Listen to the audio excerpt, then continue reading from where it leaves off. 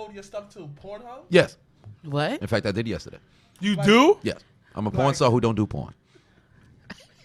And he had, My nigga, this is genius. Absolutely. Yeah, Yo, that is fucking genius. Yeah, but unfortunately, because this is America, there was a white man who had stole my idea, and this brother now he got a shirt. He's verified. Well, I'm verified too, but he's got How do you get over verified? 50,000. Oh, it's not really that hard. You just take the photo holding Pornhub.com, and then they verify. They put the check mark right next to you. Makes you feel What? special. I think we need to be on Pornhub. Yeah. Oh, well, you should. You should.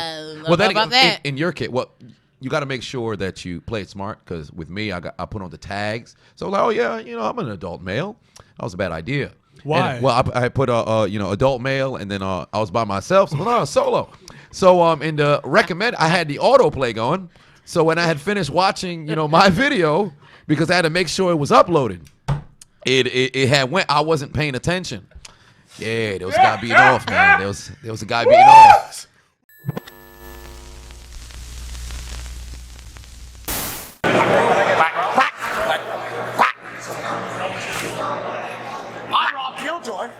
I'm Lance Loon. I'm Coach Mikey. And we are The Ugly Ducklings. And this is the Jobber Tears Podcast.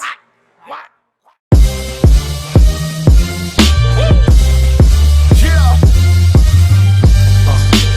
Jobber Tears Podcast. Yeah. Jobber Tears Podcast. Jobber Tears Podcast. Yeah. Jobber Tears. We got Wilkins, Mrblacc, Chanel from the HR best squad. Every single view, no one can take guard. Vision of the crew, unstoppable in your face. All I say, we speak the truth in every single debate. Out I wait, every week we bring and take to topics. The views and optics, the fans out live party and start and popping. No one can do it like this. The view and party commence after cool excitement. The best show to find the Jobber Tears Podcast. We hold it down, they know us now. We take the crown, Jobber Tears Podcast. We hold it down, they know us now. We hold it down, Jobber Tears, Jobber Tears, Jobber Tears Podcast. Jobber Tears, Jobber Tears, Jobber Tears Podcast. We hold it down, they know us now.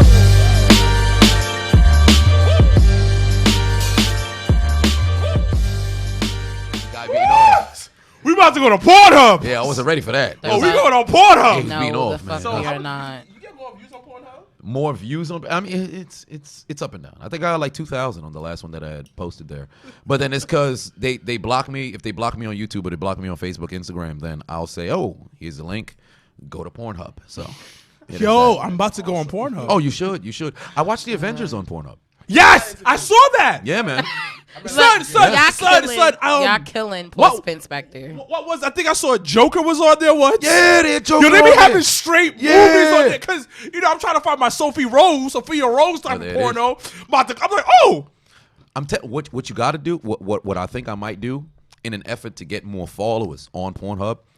Take something that's streaming on like pay-per-view or something. What I think I'm gonna do is get the feed to WrestleMania, find a way to upload it onto Pornhub to where it's live, as if I'm one of those cam thoughts.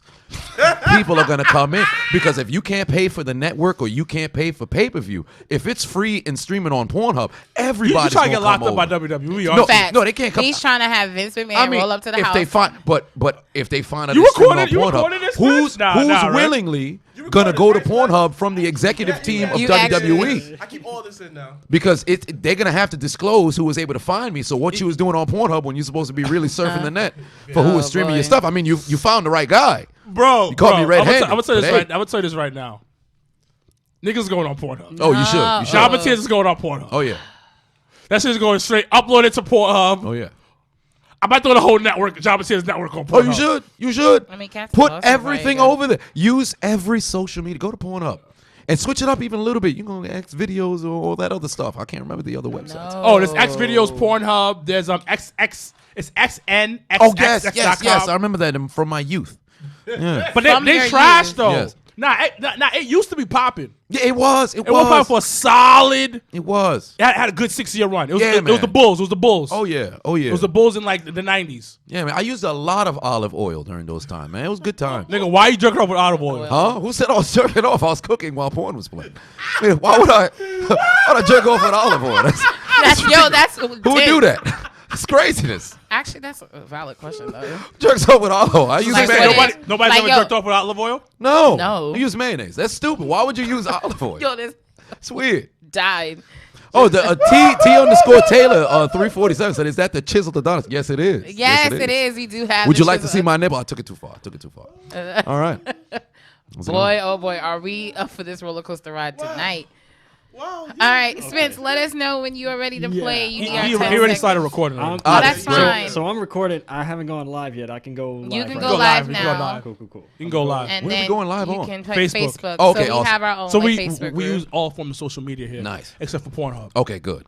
But now you you well on your way. Now you enlighten him. now we're about to do now- Pornhub. Yeah, you should. The mafia's next door. But you should. That's what I'm saying. Listen, I said, Yo, everyone should match said, yo, this man has an idea. Yo, Taylor, I'm posting our matches in Pornhub. You should. Nah, because Lord. we about to be verified on Pornhub. matches I Yo, think who would be is- dope who though. is UWO Pod? UWO. Oh, Oh, Urban World Podcast. It's a new up I and did a shout coming out for them. independent wrestling promotion down in the South.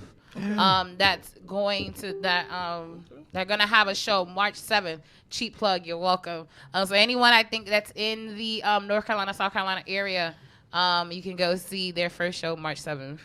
I'll make sure I to do tell believe that. my client, Yaya. Yes. Shout out to Tyree Taylor of Prolific. That I have accepted your open challenge. You're welcome. Client. Yeah, he's the Black Paul Heyman. Oh, really? Oh, he's the manager outside. Yeah. Ah, so you're pussy. What? So you don't fight nobody. I mean, so you must be sensational on the but you pussy. I ain't fighting no more. Damn. That's a great. I mean, Yo, but it was the way that was presented. But so you pussy though. yeah. Like, I mean, wait. amazing suits, magnificent mouthpiece, pause. But I'm sure if you are the Paul Heyman, then you're not getting in the ring. You know, Paul Heyman kind of looks Paulie like did Penguin. in the beginning. He did. My nigga, he did. looks exactly like Pink. He is Penguin. I think he is. Fuck If he it, comes stop out with saying an that. umbrella indoors, it's a wrap. No, I would not. The accept March that. 7th. Don't forget that. What? March 7th. Yeah, what about it? BCW. No, BW like Matt. Oh, BWF? Yes. Sorry, March Matt. 7th. I was sitting here like, Yeah, what? March 7th. BWF. Yeah, it's That's a on Pornhub? no. Black women fucking. No. I can't Bars. tell. Bars. I'm here for that. Cannot Black tell. History Month. Come here, Brian. Come here. You know? We're getting all types of Black History Month. Oh yeah. You know what I miss though? The golden age of black porn. Ah, yeah, it's good time. Like the legit golden Are you age talking of about black like porn. the black elite of porn? Yeah. Yes. Good Jada time. Fire. Great. Yeah. Sky Black. Pinky before she became so rotund. Pinky. Yes. Cherokee. She became the big toe. If you've seen her size now, she is rather gargantuan, rotund. Yeah, but they are. Yo, Was it what up, Shayna? Ryan Reynolds? No, not Ryan Reynolds. That's okay. Yo, I'm about to No. say, I know. I know who What's you're her talking name? about. Roxy Reynolds. Yeah, Roxy Reynolds. Yeah, he This nigga shaking his head. Like, yeah, Roxy man. Reynolds. Yeah. No good. You record. Yo, play the intro. Well, Yeah, you can play the intro. Let's Ooh, start Lacey the Duvall. show. I was Who? about to I say. don't know nothing about this. Damn, there was Jesus some. Christ. Ooh, Lacey. No. what Ice the Fox? Hey, people get it. Oh, he was Miss Lacey. Jeez. Oh, I told Yeah, him that's a I Benoit watched shirt. his, Yeah. his music video. Oh, T. Taylor said, tell the Chiseled Adonis I'll beat his ass from the east to the west. Will you? Make your location public.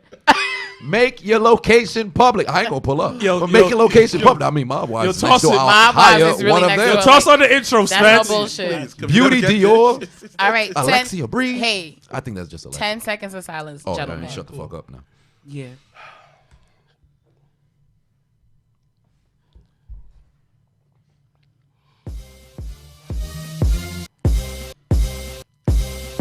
Oh, this nigga switched it up this week. I wasn't ready. Oh, you missed. Oh, you gotta watch it. You gotta listen back. You missed it. That's what you get for not putting on headphones. Janelle from the HR. Yo, Toss yo, on- my hire vibe is really one of next them. door. Toss on the intro, That's no Spence. bullshit. Beauty Yo. Dior. You lie, baby. Jobber Nation, good evening. Welcome back to what is probably going to be a very interesting episode of the Jobber Tears podcast. As always, I'm Janelle from HR, here with Sir Wilkins. Welcome back from Rome. He is stamped and came on back. And then we have Mr. Black over here. What up? What up? And then we have a special guest. I feel that's weird. Like, the Breakfast Club does that show all the time when they say special guests, but like everybody's special. But I'm going to let the gentleman sitting to my right introduce himself. Oh, yeah. So go ahead. Well, tell the fans, those that are watching, listening, who are you? Well, if you didn't know, get familiar. I'm the diligent, vigilant, meticulous, sagacious, conscientious, analytical, methodical individual, the Chiseled Adonis, and I'm here on the Jabba Tears podcast. But I'm not crying.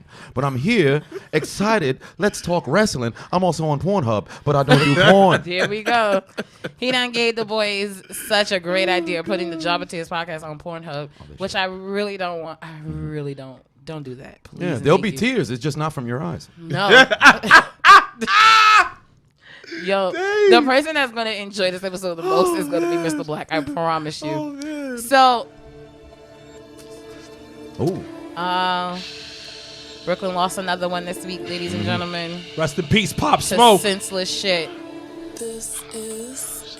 I have a love-hate relationship with this song, though. I heard it this week. This was your first time hearing it? Yeah. Like, if I go to, like, a bar or something, or a hookah spot, I'll hear it, and I'll be like, all right. But then if I'm at home, I'm like, no. Hookah. Smoking a hookah? Yeah. Never understood it. What else is I mean, This one's for you, bro. it wasn't the best You shouldn't ending give- to that song. One in the head, and you cut it off. You know, damn. Damn. But you say Eminem's your favorite rapper, so He is? Wait, who's your top? Who's your top? Oh, three? I had to pull one from the sky, you know, because I'm not really a big music guy like that. But if I had to choose from all of my game, I've heard the most of Eminem. Yeah. You're not a music guy. Not Yet really. Eminem is on the table. Huh? Like automatic, like boom. No, it had like a 5 sort of thing. Because I had a J. Cole. Okay, that's fine, Eminem. Jermaine. Because it's Black History Month. We're going with blacks. Well, I see. That's outrageous. Where no, you he lie. said J. Cole, All right. but I went to St. John, so actually, like I've seen and talked and spoken with Jermaine Cole. Oh, you have? Yeah, like he was president of the organization I was a part of at college, like the black. So basically, like your black student organization, like at St. John's. Oh, so he was woke back president. in the day. Oh, really? Yeah, but his graduating year, he was president of the organization. And then my senior year, I was secretary of the same organization, and that was the same year he came back to St. John's to do our spring concert. So he like met with all of us, and we all walked around campus and chilled and hung out, like kind of like old times. But, And he remembered you and everything else. I mean, like not remember me per se, Oh. but we all like got to Dang. like meet him and stuff like that. that must have sucked. No, I don't. Trust me, because his class and some very interesting people. Oh, okay. So what was this organization? What? It's called Haraya. So it was Haraya, the Pan African Student Association. Pan African. Mm-hmm. But I thought J. Cole's he's half, isn't he? Well, Isn't his mother a white woman? Man his color. How does he get to be She's mad white. of the exactly? How, does Nah. one- Once you black, you black. is it? Yes. his daddy black. So Nah. I mean, that's good. Wait. I think we need to draw a line It's on because you mixed and Haitian. It's black. because you Haitian. No, not necessarily. Nah. No, that's you a different Haitian. level. No, I think we should draw the line on all kinds of black. You know, so there's American black. Okay. You got Caribbean black. Yeah. And then you got mixed breed. I think mixed should just be mixed. Because it's kind of because technically, you know, the homeland is Africa, so everybody African. Yeah. You just got some of Nah, some, but some he still people with treat a you lot like a of nigga paint. though. He still treat you like a nigga though. Huh? Well, yes. Yes. Like Yes. Yes. But Yeah. I very mean, much so. Okay, so you said J. Cole, Eminem. yeah, Eminem. There's Nas in there Okay, as sprinkle well. some Queensbridge. I guess you can throw some Jay-Z in there as Yup, well. Hove. Yeah. Oh White wow. Cliff. You a fan? Oh, Huge White- Hove. Oh no. Huge Jay-Z fan. UNICEF. No, I don't know what. Is there another? Yeah, I have nothing else coming to my mind here. I'm drawing a blank on other. Oh man, but this one wanted to play not, Eminem. I mean, hey, you could. Lose yourself. It's a great song. You know? It's a phenomenal. I like song. that he did it during the Oscars. I thought that was pretty 18 dope. years too late, but hey, it's nonetheless Hey, better late than never. absolutely Top 5 wrestlers though. top 5 wrestlers. That ain't too difficult. Chris Benoit, Stone Yes. Cold Steve Austin, The Rock. You got to have the Undertaker. Yep. In there, and then I guess you got to put Shawn Michaels. Yeah, Do you can't go really? without Shawn You have to put. So Shawn Do you what? really? So what Who's wrestler better? to wrestling? Brett or Sean? Who's better, Brett or Shawn? Yeah. Shit. I mean, Say something good stupid. lord. No. You know, oh, boy. Say something stupid. Brett or It's Shawn? not stupid. It's an opinion. I mean, it's so because you can break it down. Better. I mean, if you look at The better overall superstar was. that's Shawn Michaels. Thank you. Shawn Michaels. Okay. Bret Hart in the ring, he's a technician. Absolute clinic. Like similar to like a Dean Malenko. Yep. Or Lance Storm. Yep. These No. guys are great in the ring. But Lance Storm's so boring. But I Bret say Hart, this. I think he was just, he You know one wasn't thing I bad. noticed but, because I was watching the Ruthless Aggression documentary, right? I was watching the Doing Aggression documentary this morning, and it got to John Cena. And the one thing I realized in each and every era of wrestling, there's two different type of top stars. Yep. There is the crossover success, and there's the wrestler.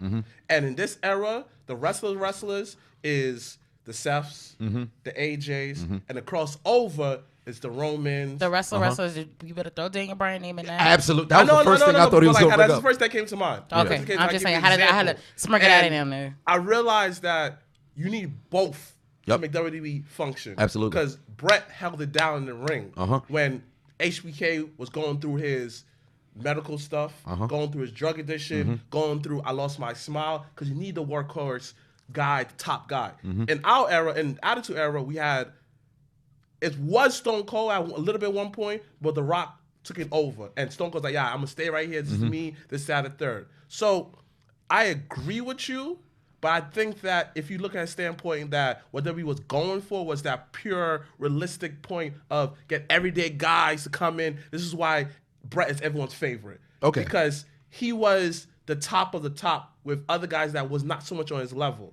Shawn Michaels was more of the, I'm going to get you crossover success because this is just not my attitude. And you may not need me in the ring, but you're going to need me to get over that hump. Well, And yeah, HBK that's- was that dude. But then at the same time with HBK, I would say his in-ring work, because he was a sensational seller. So he would make things, Brett's like, he was a technician to where you had such a great worked match and everything. HBK was so good at bringing life to what was going on in the ring. Although it may be so good as the, crossover star as well, he could hold his own Definitely. for a sense. He wasn't better in the ring than Brett, No, but overall not even character, I think it was essential for certain sort of people like that. I think people don't give him enough credit. HBK and for his in-ring ability. Yes. Where once again he is the godfather to half these motherfuckers when it comes to the super kick. Number two, he is like what you said. He knows how to sell through a match. Knows how to book a match very well. And there's a difference than working a match, like you said with Brett, like going through the motions, not going through them, but doing the movement, stuff of that nature. That's great and all. That shit ain't putting butts in the seats. No, it's the story behind it. No, but even the story you can tell with that,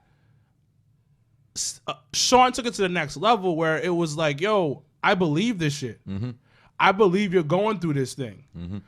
Granted, Shawn had the worst attitude ever. No, absolutely. Terrible. Top 5 Terrible. attitude. Top- Shawn's still one of my favorite wrestlers Terrible of all time. in the Terrible 90s, attitude. But I'm honest. Didn't I'm know if he honest. was sober I'm or honest not. about my heroes. Yeah. That's- The only person I don't want to meet and be disappointed about is The Rock. Fair enough. Yeah. See, I feel like the moment you do, and like for any reason he's an asshole, you will be crushed. I would legitimately He be would like crush. destroyed. But Shawn, I accept it. Like, yo, you ain't a nice person. It is what it is. Yeah, yeah. See, that's how I felt when I met Brett. Like, I thought Brett was gonna be a complete asshole, Really? and then when I met him, he was like the nicest guy ever. When did you meet him? I met him about maybe 3-4 years ago. That was after the cancer. Oh, it was after he married the black girl, so I was good money. I think it was more cancer.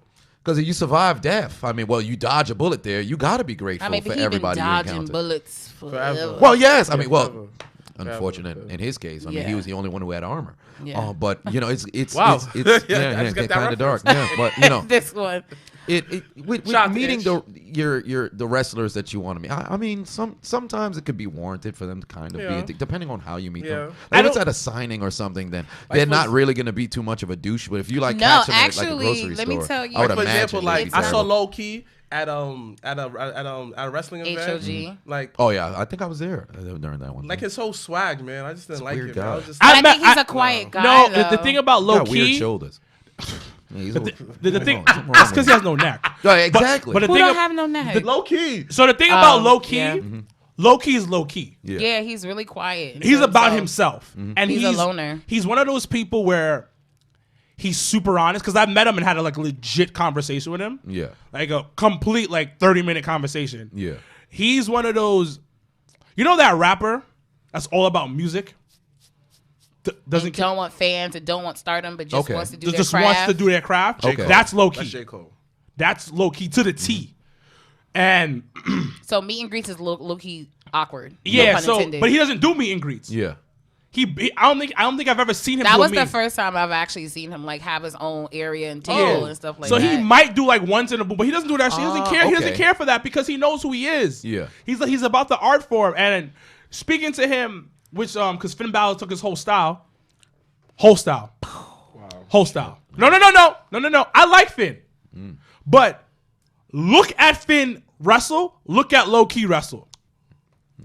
It's Switchblade and it is what it is. Typical colonizer. Here we go. No, he's Irish. So he's not definitely really Irish. He's not colonizer. really colonizer. Anyway, actually, let's jump into some homework Shout before out to we Ish get right there. into. on Yes, to the so people. our beef is ended. Actually, Okay. the last I like see 3 that. weeks, I've said on the podcast like, "Yo, we got beef. So now I've officially ended the beef. We don't have beef anymore. I promise. I said it on air. I told you I would tell the world. So we ain't got no beef. So shout out to Ish and his podcast. And you can find them on Instagram, Facebook, and all that jazz. But anyway, let's get to some homework before we get to beginning our episode. So we do have our AEW viewing party next Saturday at Playwright Bars. Once again, not Legends. Playwright Bar was where we did our first AEW viewing party. So please come out, support. We also are going to go back to Legends for WWE's Elimination Chamber Sunday, March the 8th. And it is going to be hosted by my girls from the Pretty Hill Gang. So make sure to come out and support the girls. This will be, once again, we are on the road to WrestleMania. So once again, the boys will be in New York holding the fort down for NXT TakeOver and for WrestleMania, while I will actually be in Tampa, Florida. Yo, when's Super Showdown? Super Showdown is next Thursday. So we're actually going to do predictions today. That is on the agenda because that came out of nowhere. But the card actually isn't that bad. Actually, so I'm actually kind of a little excited. It's one of those cards that when it gets together, because the last one I don't think was that bad either. So when you watch, you're like, oh, okay, this could be interesting. But yeah, Super Showdown is next Thursday on the WWE Network at 12 o'clock. So while you're at work, I know I'm watching on my phone. So Someone call you Daddy is Young. Really? That I've gotten is? that too. really? That's from who said Yeah. that. See, I told you it's starting. Yeah. All right. starting. Fair enough. And I make it worse by acknowledging it. When you Yeah. don't acknowledge it, And you're like, don't say nothing. but when he sees it, he go, Yeah, then it's all fair and games. But once again, while I'm in Tampa, Florida, please come out support my love, Miss Faye Jackson, on her gray sweatpants, Battle Royal. Tickets are on sale on eventbrite.com. But if it was booty shorts and titties out, nobody would say shit. So please be like quiet. this. As they shouldn't. Exactly. So I'll be the first one there. niggas out here with gray sweats is a whole problem. Rushing the ring. Because, Oh, wait. man, we're That not was a cattle weird out here. transition because she had said gray sweats and then I said I'm rushing the Rushing ring. to the Oh, ring. no. I'm just saying that we're not cattle out here. At least we admire your whole body. You just admire our penises. Exactly, brother. Come on, B. Come That on, is B. not the truth. First of all, before we went on air, y'all was talking about feet. So Y'all, The whole body. let me That's not separate the whole myself. from body. this So hold on. conversation. Part of the whole But body. before we continue, women do not give a fuck about a man's body Facts. at all.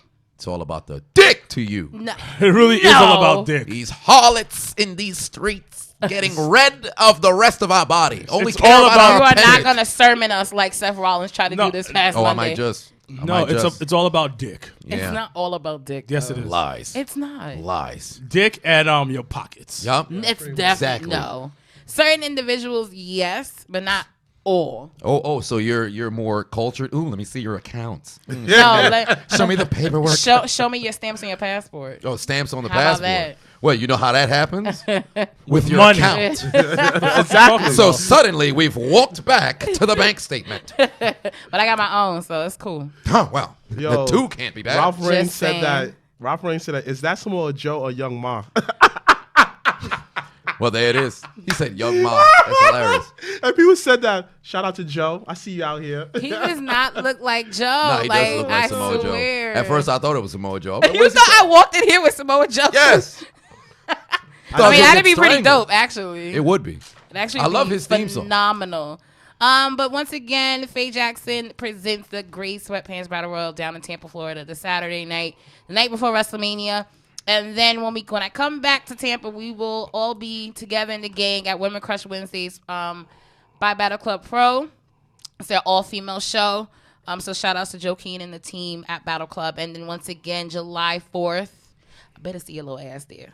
What? July 4th, Jobber Slam happening. Presents. Jobber Tears Podcast presents Jobber Slam. Big Swow, Tasha Steele, Simon Miller, Up Down, Sir Wilkins, a.k.a. Rico Haiti. You haven't said that in a while. Bringing it back.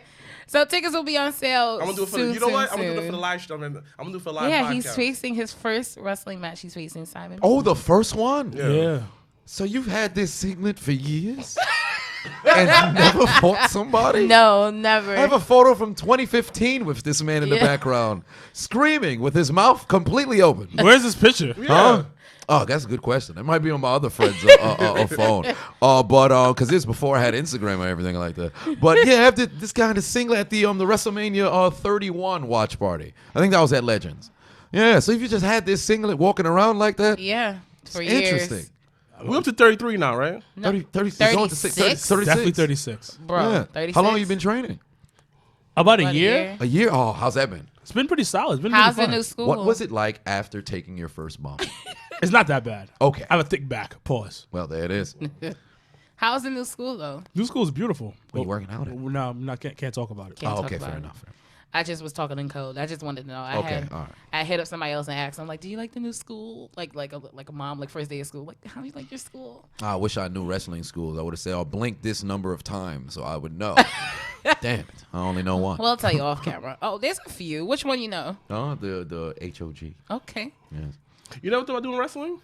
I did until You took your first bump. No, I think when I was maybe about 19, and then reality had set in of how many days they work per year. Like, I don't want to make that kind of commitment. So to ask you a question, since you're here, let's start to the basics. How you end up transitioning to YouTube? And so how about you tell introduce everyone, yourself? yeah, like So, I mean, you introduce himself, but tell everyone like essentially who you are, like who you how you got your really start. are. Well, I'm a comedian, social. I technically yes, content creator, social media, content creator. Well, not necessarily influencer. I mean, people do get influence. Everything can really be an influencer. Exactly. That and also stand-up comedian as well. Yes.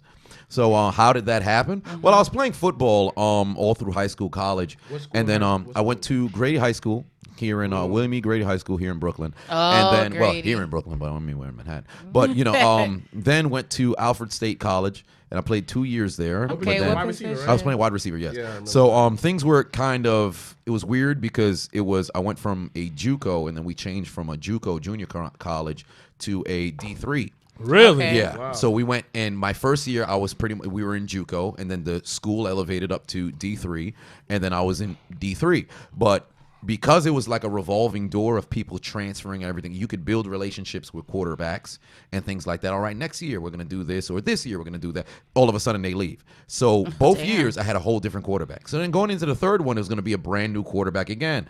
And then they had players who left, and then they're coming back. So there's favoritism amongst. So I'm on the field, but then they're throwing the ball in different directions and all this. And I'm like, all right, well, I guess it's fuck me. So Sounds like the Cincinnati Bengals. yeah, exactly. So things of that nature, they suck, by the way. But and then Surely they once that happened, I said, all right, I finished with before I got done with school, my business law professor, because we used to have mock trials and things of that nature. I did mock trial in high yes, school. it was very fun. For some apparent reason, I was ridiculously entertaining. I never gave it any mind. I was just being myself. So he pulled me to the side one time. He's like, "Why are you here?" I'm like, "Well, I mean, this is class. I kind of had to go and get my credit." I'm like, no. Why are you here? Like, what are you in school for? I'm like, "Oh, get a business degree or something like that, and then do all these." He's like, "Dude, you should be doing entertainment." I'm like, "What are you talking about?" And then he would point out the different sort of things that I would do. Like I did these little things, the things that I was just the certain sort of movements that you would do. So then he said, "You should go back to your room, do like a life reflection and think about it. So I went back to my room and I thought back to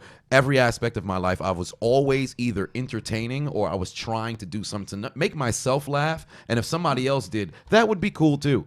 So then once that happens, okay, I'll give this some thought. So I ended up changing my degree from a 4-year to a 2-year, graduated, worked for a whole year, saved up all my money, started doing stand-up, and then here we are in 2016. And the only reason why I started doing... 2016? Well, no, I started in 2016. Okay. Yeah, we're in 2020 now.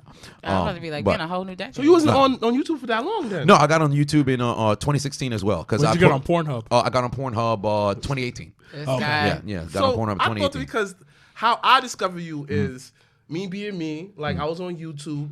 You actually got referred to Reggie Cruz.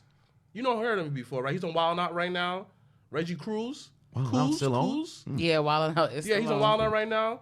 Talking to the mic. He sorry, sings. sorry. He sings. Yes, right? yes. He Like does, Mr. yeah. Is it Mr. I don't know. It's something with a something choir like or that. something. And then yeah. you got recommended. I was just like, all right. Which And video was it? I don't remember. But I ended up going a deep rabbit hole in your videos. That I literally followed you You daily. said deep rabbit hole? Yeah, very deep one. Like I follow him. But you put an S on there. You made it. Like made it he went to single. YouTube. Like Well, it's actually like a real plural. YouTube headquarters. Yes. And I don't know how it is now, 2016. yes. I don't know how it is that you complain that no one could help you, this, that, and third. I was like, wow. Ever Yeah, I since then, remember when I went there. Right. Nobody helping you. no one helps you. Like, Damn. that's a whole nother story why I went there. But then you evolve into like what you have right now. So how you get into commentary these games? Like why? And then, you used to also commentary my 600 life. Uh-huh. How you got Oh, into my 600 Yes, life. like That's hilarious. So you did commentary for Like shows. like shows Yeah. and stuff of that What made nature. you get into that? What It was like the moment. I was just trying to find my niche online because at first, the very first video I ever posted, it was like a month after I started doing the stand-up, and I got like 1,000 views. I was just ranting about, driving, and it started raining, and people no longer knew how to drive. I'm like, this is interesting. So if I start posting videos, perhaps I can also get a following from being on stage and also being behind the camera. So I would just do rants here and there, and then I would see things, and rather than doing voiceover work, it was kind of I would cut. So you see the clip, you cut back to me, then you see, but it was so much cutting back and forth. So I said, you know what? I'll just record and put like a voiceover behind it. I never did sports until I think it was a punt or something like that, and somebody the punter from the Seattle Seahawks in like 2017, he was running, the ball squirted out of his hand, nobody touched him. So when that happened, I said, okay, well, it looks like he was I can't remember the exact line. He was running and the ball squirted out of his hand. Okay, that's what I thought I heard too. I was like, Yeah, wait. so I was like, oh, he must have saw a poltergeist or something that happened, and then it got like 300,000, views. And I'm like, okay, maybe I'll do commentary on sports. And then I called the entire NBA Finals. It had like 100,000 views per video. Damn. And then did the whole NFL season. I accumulated, I think, over 60 million for the entire season. So then things started going from there. So all right, I'll start doing some Hollywood. stuff. You and Mark Somebody's calling Pooch. Mark Glove got together. How y'all end up starting Hold My Nuggets podcast? How did that come? Well, we went to church together for forever. So I knew him for a long time. But then when we started the podcast, it was just because we both, talk sports and just really needed somebody to go and talk with somebody else about, because we would have the same conversations we have on the show. We'd have that often. Why don't we just put this together? We're both comedians. We both enjoy sports. We're good personalities. Why not go ahead and do it? And that's what happened. So how long have you guys been doing the podcast? We started in, I think, June of 2019. Yeah. Oh wow. I'm doing that So podcast? just Yes. About 6 months, like little 6 to 8 months ago. Yeah, 6 to 8 months ago, yes. Nice. So what has been, I guess, like one of the like I feel like, because we're coming up on what 2 years, 3 years, 8 years. Oh. What's one moment that you guys can say like this was the moment for us, like as a podcast, like the two of you? Oh, where I can say it was the moment. Or like the episode you guys recorded, you was just like, yo, this is it. I don't think we've had that yet. Yeah, Okay. I don't think we've had that yet. They're still relatively new. Yeah. Yeah. So I don't think we've had it like, yo, this one is it. I don't think that's ever happened yet. Okay. Yeah, but we always have fun at the end. Like, oh, that was great. And then that was pretty much it, yeah. That's good. So what's one thing your plan for 2020 with your podcast? Probably, well, the goal is to get past 10K subscribers. and most likely on YouTube. So I think there's that, and then just being able to average a good number of people, like get a community, versus just having a ton of viewers. Like I'd love to have people who's anticipating to come back, but then they also partake as well. Like that we're all build a network, build a family. Got you. Yes, Okay. Last question for me. Where you got that shirt from? 'Cause everybody keeps asking that. Yo, this is by far like one of the best. I need to get this shirt. I wish I had the exact website, but I think it's like Tap or Die. So if you just if you go on Google, type in Chris Benoit, Make America Tap Out Again, it should pop up the first link. Well, they're gonna have the sponsored links. So then the first link, you go there, they'll have an amalgam of different T-shirts. That's You'll a shirt see that I remember what they had one for Coming to America. Mm-hmm. Yeah, okay. Yes. Advertised on Facebook a couple of times. Yeah, so they got a couple. That's where you can find the T-shirt. Good T-shirt. It's gonna pop up on Facebook for me later. Yeah. You're not always listening to us. Yeah, definitely worth the purchase. SEO's a real life. So let's jump in as the last few weeks. Yeah, it's tap or die. Tap or die. You can get this nice, crisp Benoit shirt.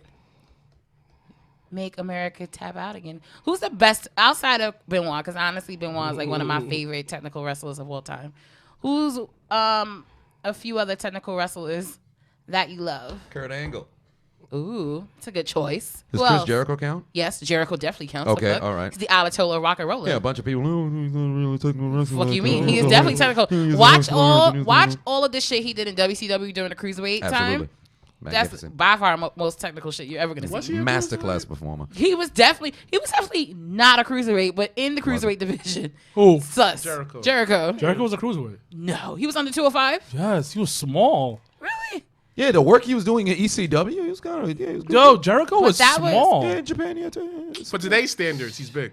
No, he's big because he today. gained he's weight. aged. He's big He gained today. a lot of weight. Le Champion has aged, so He's like 49 maybe or something like that. And on top of it, I think he was speaking about it where he changed like his body because of the Japan style of they're more bulky and all the other stuff. So that's why he decided to get so much large. He really is. He can truly make the argument that he's the greatest of all time. He has he a definitely legitimate has. argument. There's a He's legitimate definitely argument. a goat. Like period. Yeah, Like, I agree. There's a legitimate argument to be the greatest of all time. Huh? absolutely. But Like, if I had to say other technical wrestlers beside Chris Benoit, Chris Jericho, Kurt Angle, Bret Hart, Dean Malenko for sure. Peter Dunne. Iceman. Oh yeah, Pete Dunne's he's pretty good there as well. I'm Yeah. mad you said Peter Dunne. I was He like, said the whole thing who? is so proper. Who else was there? They have other. I'll never say Natalia. Underrated technical wrestler. No, don't do that. Who's the most underrated getting technical the wrestler right, to y'all? Most underrated. Underrated? Yes. Well, people don't talk. Oh yeah, because nobody cares. yeah. about Nobody talks about him like that. Lance Storm. Oh wow, Daniel Bryan's not underrated. No. Yeah, you can't underrate Daniel. Al Bryan. Snow. Al Ah. Snow's good, yeah. Okay. Yeah. Yeah. Ken Shamrock. Does that Ken, count? Ken, yeah, Oh. Ken is I'm not- definitely. He's not that technical. What? Ken wasn't that technical. Ken's a brawler.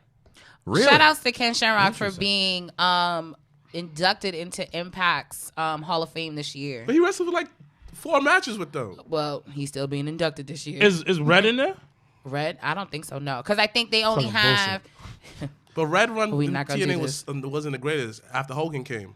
And they gave Ken Shamrock a 4-match Well- Hall of Fame shit. That's what did it for me. If you got it after 4 matches, put everybody in. I mean, I ain't gonna front. They missed the ball with Red. Big time. They Impact missed the whole industry missed the ball with Red. definitely makes the ball with you Red. go. Like, he was mad young, and he put like... I don't want to talk about that. Oh boy. Well, once again, as I was saying, we are. Oh, he was the first world champion, Ken Shamrock.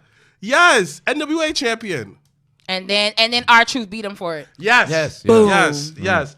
Thank you, Get Big 502. How do you get big? I guess that's the area 502. code. I don't know.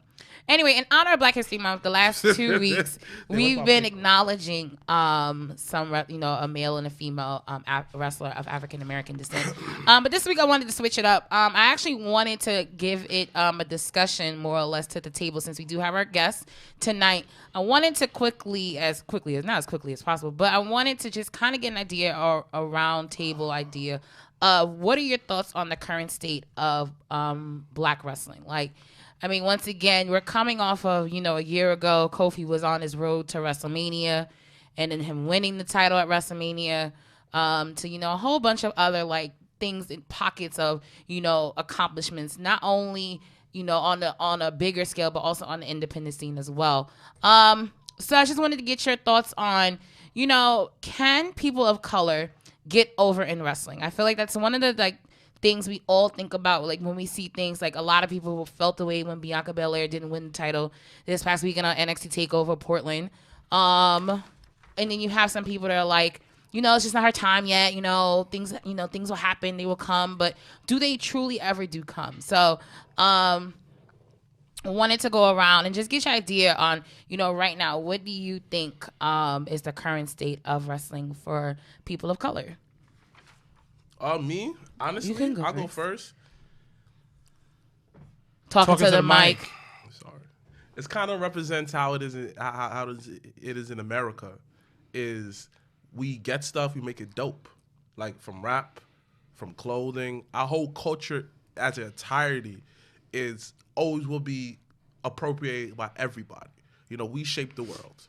And in wrestling, we always have been shaping the world in wrestling. We're just not getting our credit. And I feel like a lot of it's just there's too much. It's basically, let's be serious. Majority of the audience is white. So with them is white middle of America. So they have this section of white people. A lot of them, the baby boomers, we're slowly outnumbering them. They still have the whole ideology how the world is. And it's hard to change someone's mindset when they've been on Earth for so long and what they've been through. So, personally, WWE, I feel like the best time they had pure black excellence was during the Ruthless Aggression era. They had all those stars. If like who? Like MVP, Shelton Benjamin. They had Jacqueline. They had that black girl who won Tough Enough. Like, she's great size, big, and she was like Charlotte, but she was black. Good. What black girl that won Tough Enough? She was with those two. She was Dominations. Shaniqua. Yes. Yeah, with the Basham brothers. Yes. Oh, she was hard in the Yes. face, Oh, she was. She definitely. But F it though, son. She was a beast. She's an athlete. Now she's a referee for college ball too. Like, oh, that's dope. Yeah. Wow. But they had all these black wrestlers. What they did with them? Nothing. I mean, I wouldn't say nothing. Shelton Benjamin had a dope ass into the Continental Cup. Fine. But my thing is this: he couldn't speak. There's ways around that.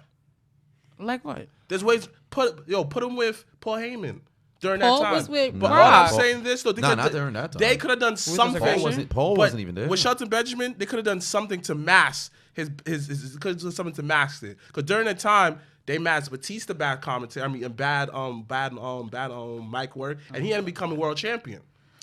So there's ways around certain handicaps with certain wrestlers. Mm-hmm. There's no excuse. Now you probably look like, all right, he didn't have the charisma, but he had the ring work. Mm-hmm. Chris Ron didn't have the mic work, but he had the ring work. All right, MVP was more of a wrestler entertainment. That's what you was looking for, but you didn't push MVP. You gave him a losing streak. Come on, son. And there's other like Bobby Lashley didn't have the mic work, but yet he was a beast. Mm-hmm. Come on, y'all didn't push him. So I just feel like WWE, it's all come down to Vince because Trips get it. Yes, he did bury Booker T and at WrestleMania 19 by taking 2 years to pin him, but I forgive you, Trips. You don't. I forgive you. You don't, because y'all bring it up every time you get a chance. To remind him that where you come from, colonizer. You feel me? But nevertheless, the overall, though, I just feel like the business, we just got to change. We got to, with us, it also comes with us, too. Like, people get mad at that dude that, what's the dude's name? I don't know. With the shirt idea. Miles Morales, not Miles Morales. The dude with the shirt, the smile. ACH. People get mad at him how he did stuff, though. The Mark Henry, the Booker T of the world. But, yo, bro, you handle stuff that way because it fit for that generation of wrestlers. We the new generation.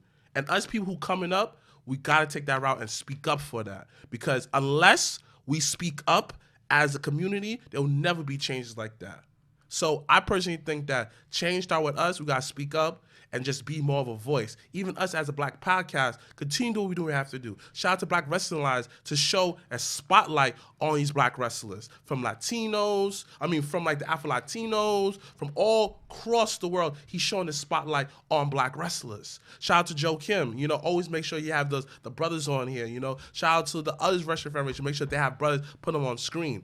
We're out there, but it's for us as people to make sure that we spotlight us first. Because that's the only way that we ever get a change, if we speak up. There's no more protesting and all that. Nah. Now we got to fight. Got me Malcolm X out here, B. Yo, shout out to Malcolm X. It's a dope-ass documentary on Netflix. It's a series. I highly recommend everyone to watch that shit because I'm on like episode 3 or 6. And boy, the Nation of Islam messed with that nigga hard. Like, oof. All right, Sir Wilkins, what are your thoughts on the current state of black wrestling? First off, shout outs to Ethel Johnson, Bobo Brazil, first black wrestlers, male and female. Shout outs to them. So, the current state of black wrestling in the industry. Let's talk about it. First things first, we're in a good place. A lot of people will not agree with me, especially black wrestling fans. But let's break it down for them. We've come a long way. And you got to appreciate where you came from before you start shitting on the current situation. Granted, is it a perfect situation? No. Nope. But have we made a lot of progress? Yes. One of the biggest things that a lot of people don't understand is that there's not that many black wrestlers. So that's the first. You breathing mad hard. You breathing mad hard. Mad hard. Like you just had sex. I was like, is Darth Vader in this bitch? Like, what the fuck going on? So, there's not a lot of black wrestlers in the industry in general. Is it changing? Yes. It is changing. It's one of those points where it's changing so fast that they have no choice but to pay attention. If you look at the current NXT roster and the current NXT, like even the like locker room or the performance center? The performance center is a lot of black people. Why? Because they go after athletes. And they have no choice but to pick up black people. I'm going to speak on Bianca Belair for a second. A lot of people don't understand development. Nope. Bianca just came into her own. A lot of people will say, no, that is not true. She's been ready. No, she was not. She just got ready just recently. She just got comfortable on the mic to drop a promo that she did on Wednesday night. Ooh, we're going to talk about it later. Where she felt comfortable enough to be in the ring by herself and do what she did. But yet, most wrestling fans aren't patient. Most wrestling fans don't understand development of stars. Now, granted, if she was there 100% and she hasn't gotten the title, I would say something. Now, mostly, you mentioned a lot of people. A lot of them aren't entertaining on the mic. What is WWE? What has Vince literally said of what WWE is? Sports entertainment. You can't entertain, you can't be a star. You can't. MVP, he left WWE because he wanted to wrestle in Japan. They offered him a massive contract, but he decided to leave. He said it himself. So, is the black wrestling community in wrestling great? No. It's solid. It's growing because they have to pay attention. Because you know what it is now, especially in the independent scene, people know where to go to wrestle. People know where to go. Say, I want to learn how to wrestle. Oh, there's a school down the block. There's a school 2 miles down. There's a school there. Before, there wasn't that many schools out there, and it was a bunch in a predominantly white neighborhoods. If I'm a kid from the hood, you know how it is sometimes. You don't cross that train track. And you don't know any knowledge about what's going on the other side of that train track. And sometimes that school's on the other side of that train track. True. The biggest thing about the community, about why there's not so many blacks in the wrestling community, because they don't know where to go. It's knowledge. That's what it is. It's knowledge. The Hispanic community is built around wrestling. From the time you were a little kid, you learn about wrestling. Most black kids, they learn about wrestling a little bit up until like 12. Then they stop watching because people start saying it's stupid. Yes or no? Am I correct? No, I'm at a table with a full of black people. Am I correct? That's absolutely the truth. Like, because you are told that you need to stop watching wrestling after a certain time. Fake, or it's fake. You need to stop. Or it's that. And Other communities don't do that like that. Oh, like have you ever been to a lucha show? Woo! They draw. It's it could culture. be a bunch of nobodies. It's culture. It's culture. And they will all come out on a Saturday night in the middle of the Bronx and come and pack out Gaucho's gym for a lucha show. And that's what I'm saying. So our culture doesn't have a huge wrestling fan base, but then again it does. The reason why the culture moved up north, the Great Migration. Little history lesson. The reason why we moved up north because of the Industrial Revolution, we moved up north because wrestling was heavy in the South. Yes or no? Yeah. Absolutely. And then it moves closer up north, and then black people who are wrestling fans moved up north, and that's how it grew up north even more within our community. So, are we in a bad spot? No, but we're in a growing spot. Literally, wrestling is where the NBA was in the 1960s, where you fuck with your mailman, and you have Wilt Chamberlain dunking all over a bunch of mailmans, the milkman, the butcher. That's where wrestling is when it comes to the black community, because we haven't infiltrated 100%. But first thing out of Cody's mouth when he's talking about, how are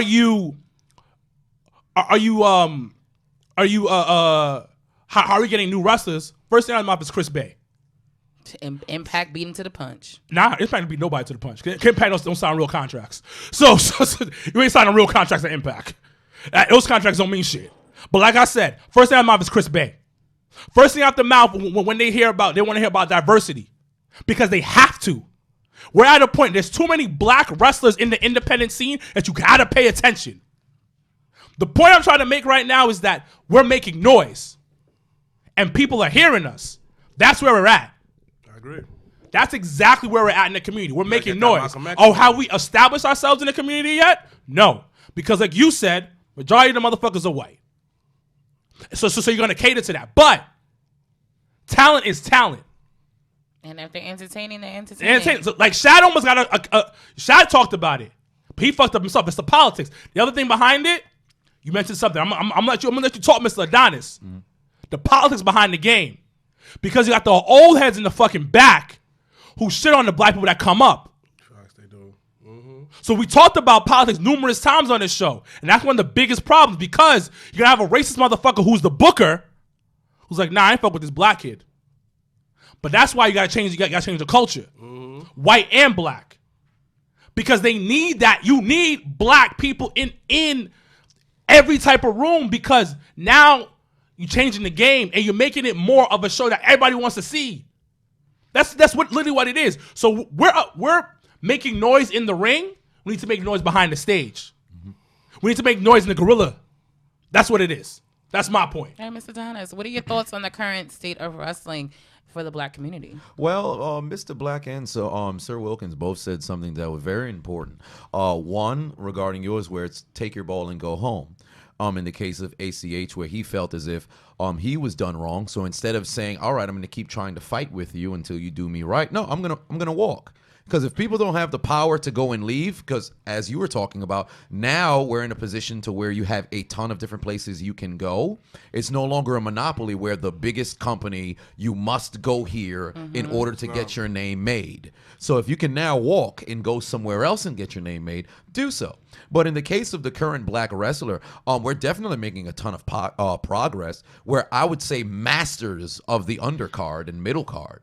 There is no better community than the black community when it comes to winning in the middle card and everything else like that, to the point where we're slowly ascending to get to the top. And then when you become the main event in every single place, it becomes undeniable. So it's similar to, let's say, the NFL. I'm happy you said the NBA, but I would say it's much further. I'd say we're in the beginning of this 21st century of where the NFL was with black quarterbacks. Yes. Because look at it now. You have your Patrick Mahomes, Deshaun Watson, Russell Wilson, Lamar Jackson. And it's so undeniable. Black quarterbacks are in demand. In the case of the black wrestler, the black wrestler right now, in the case of football, the wide receivers, the cornerbacks, the linemen, so black wrestlers are everywhere. They're dominating in the women's division, slowly coming up in each company in places where they are. In the tag division, it's undeniable how good we are there as well. Prolific. All of them, everywhere. So as you said, regarding, in the back, behind the scenes, you just got to either, hey, or bark a little bit and say, all right, you can't deny this. Like with Kofi Kingston, it got to the point where with booking, you saw he was denied for so long. And once reality set in, like, yo, wait a minute. He's never had a title match. Ever. Everybody got behind it. Because people, when they see that, I think in the case of the wrestling community, if something has been wrong for a long period of time, and now it becomes evident to the people will get behind that person and rally behind that person. But if people don't feel as if you're ready, you almost have to prove to the people that you are ready. Similar to what you mentioned about a certain, like for example, Bobby Lashley, sensational in the ring, but he was so in a sense boring on the mic, and you didn't give him a mouthpiece to speak for him. Now, when he was getting ready to go and get his push, and I believe it was 2007 when he ended up getting, I think it was his girlfriend or something, and it's stuff that happened. Yeah. But it was a wrong place, wrong time sort of situation. Yeah. In Shelton's case, I would have hoped that they bet on Shelton to go and show to the people what he can do. But you've just got to maximize with what's given to you, and then from that point where it becomes undeniable, you have to. The people who are the bookers and everything, they're gonna have to, because especially in nowadays. Because if you're in WWE, you've won. Like for example, the New Day. If they were at the point to where they never got a championship match at all, let's just say they were never tag champs or nothing. If they threatened to walk, Vince would have to give them what they want because they know the impact that they have. Once you become undeniable, what was it that Cody said? You became, you went from something unreliable to unfucking deniable, something like that. That's what you got to become. But it's one of the things that you mentioned is that New Day made themselves so hot. Yes. And their money. Mm-hmm. When you create money, nobody can deny you. Yep, absolutely. And it's black people are money. Mm-hmm. And from the beginning of time. It's also one thing that Road Dogg told Ron Killings. When the black people like him, you're over. Mm-hmm. Edge said the same thing. When black people started fucking with him, he was over. Yep. And it's just one of those things where until we get behind the scenes, more of us behind the scenes, then the industry is really going to start changing. Because when they hired a black writer for WWE.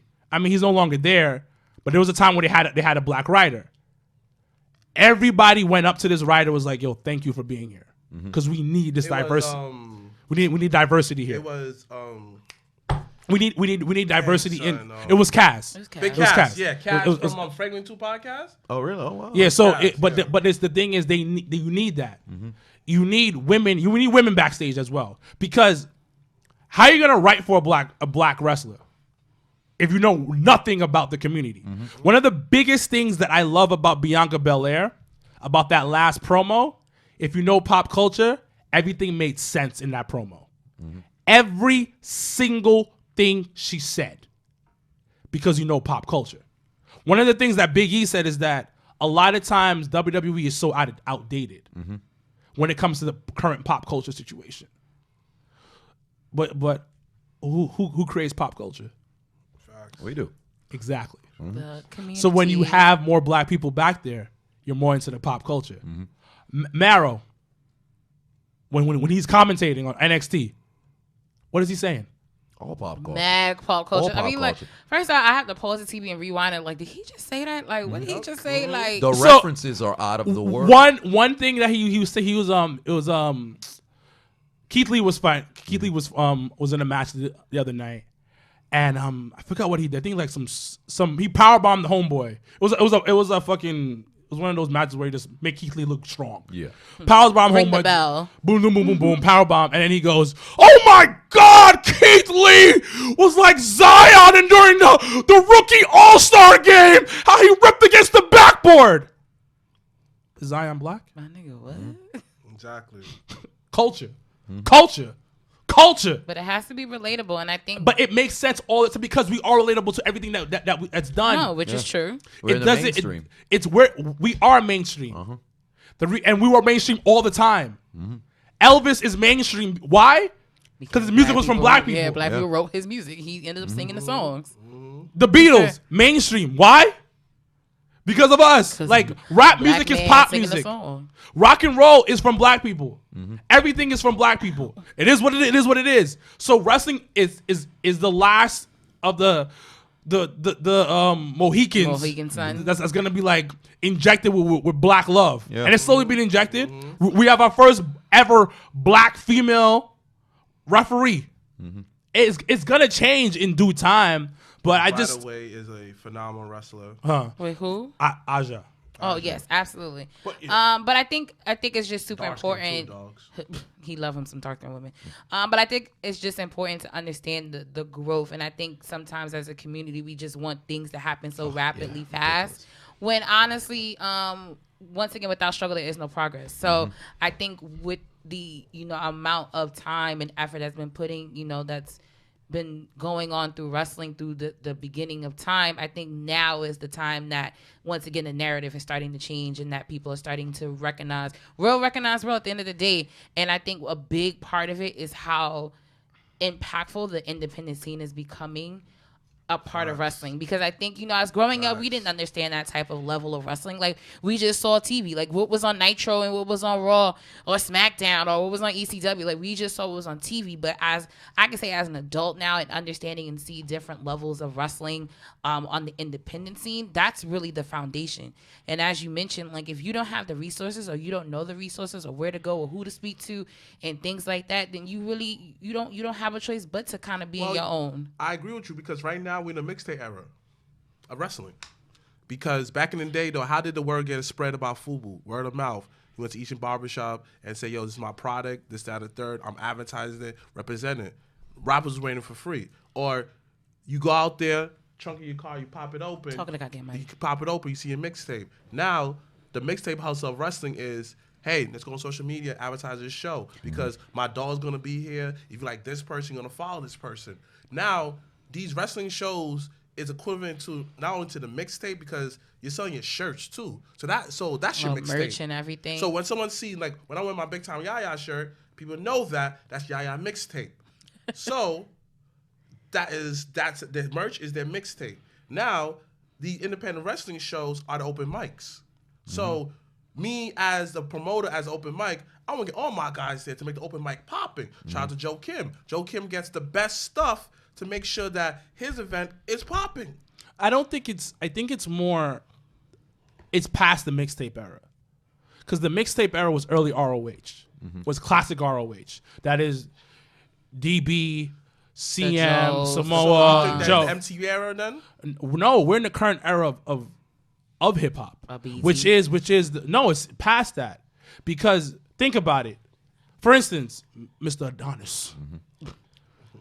How did you spoke about your story, which is through YouTube, through social media.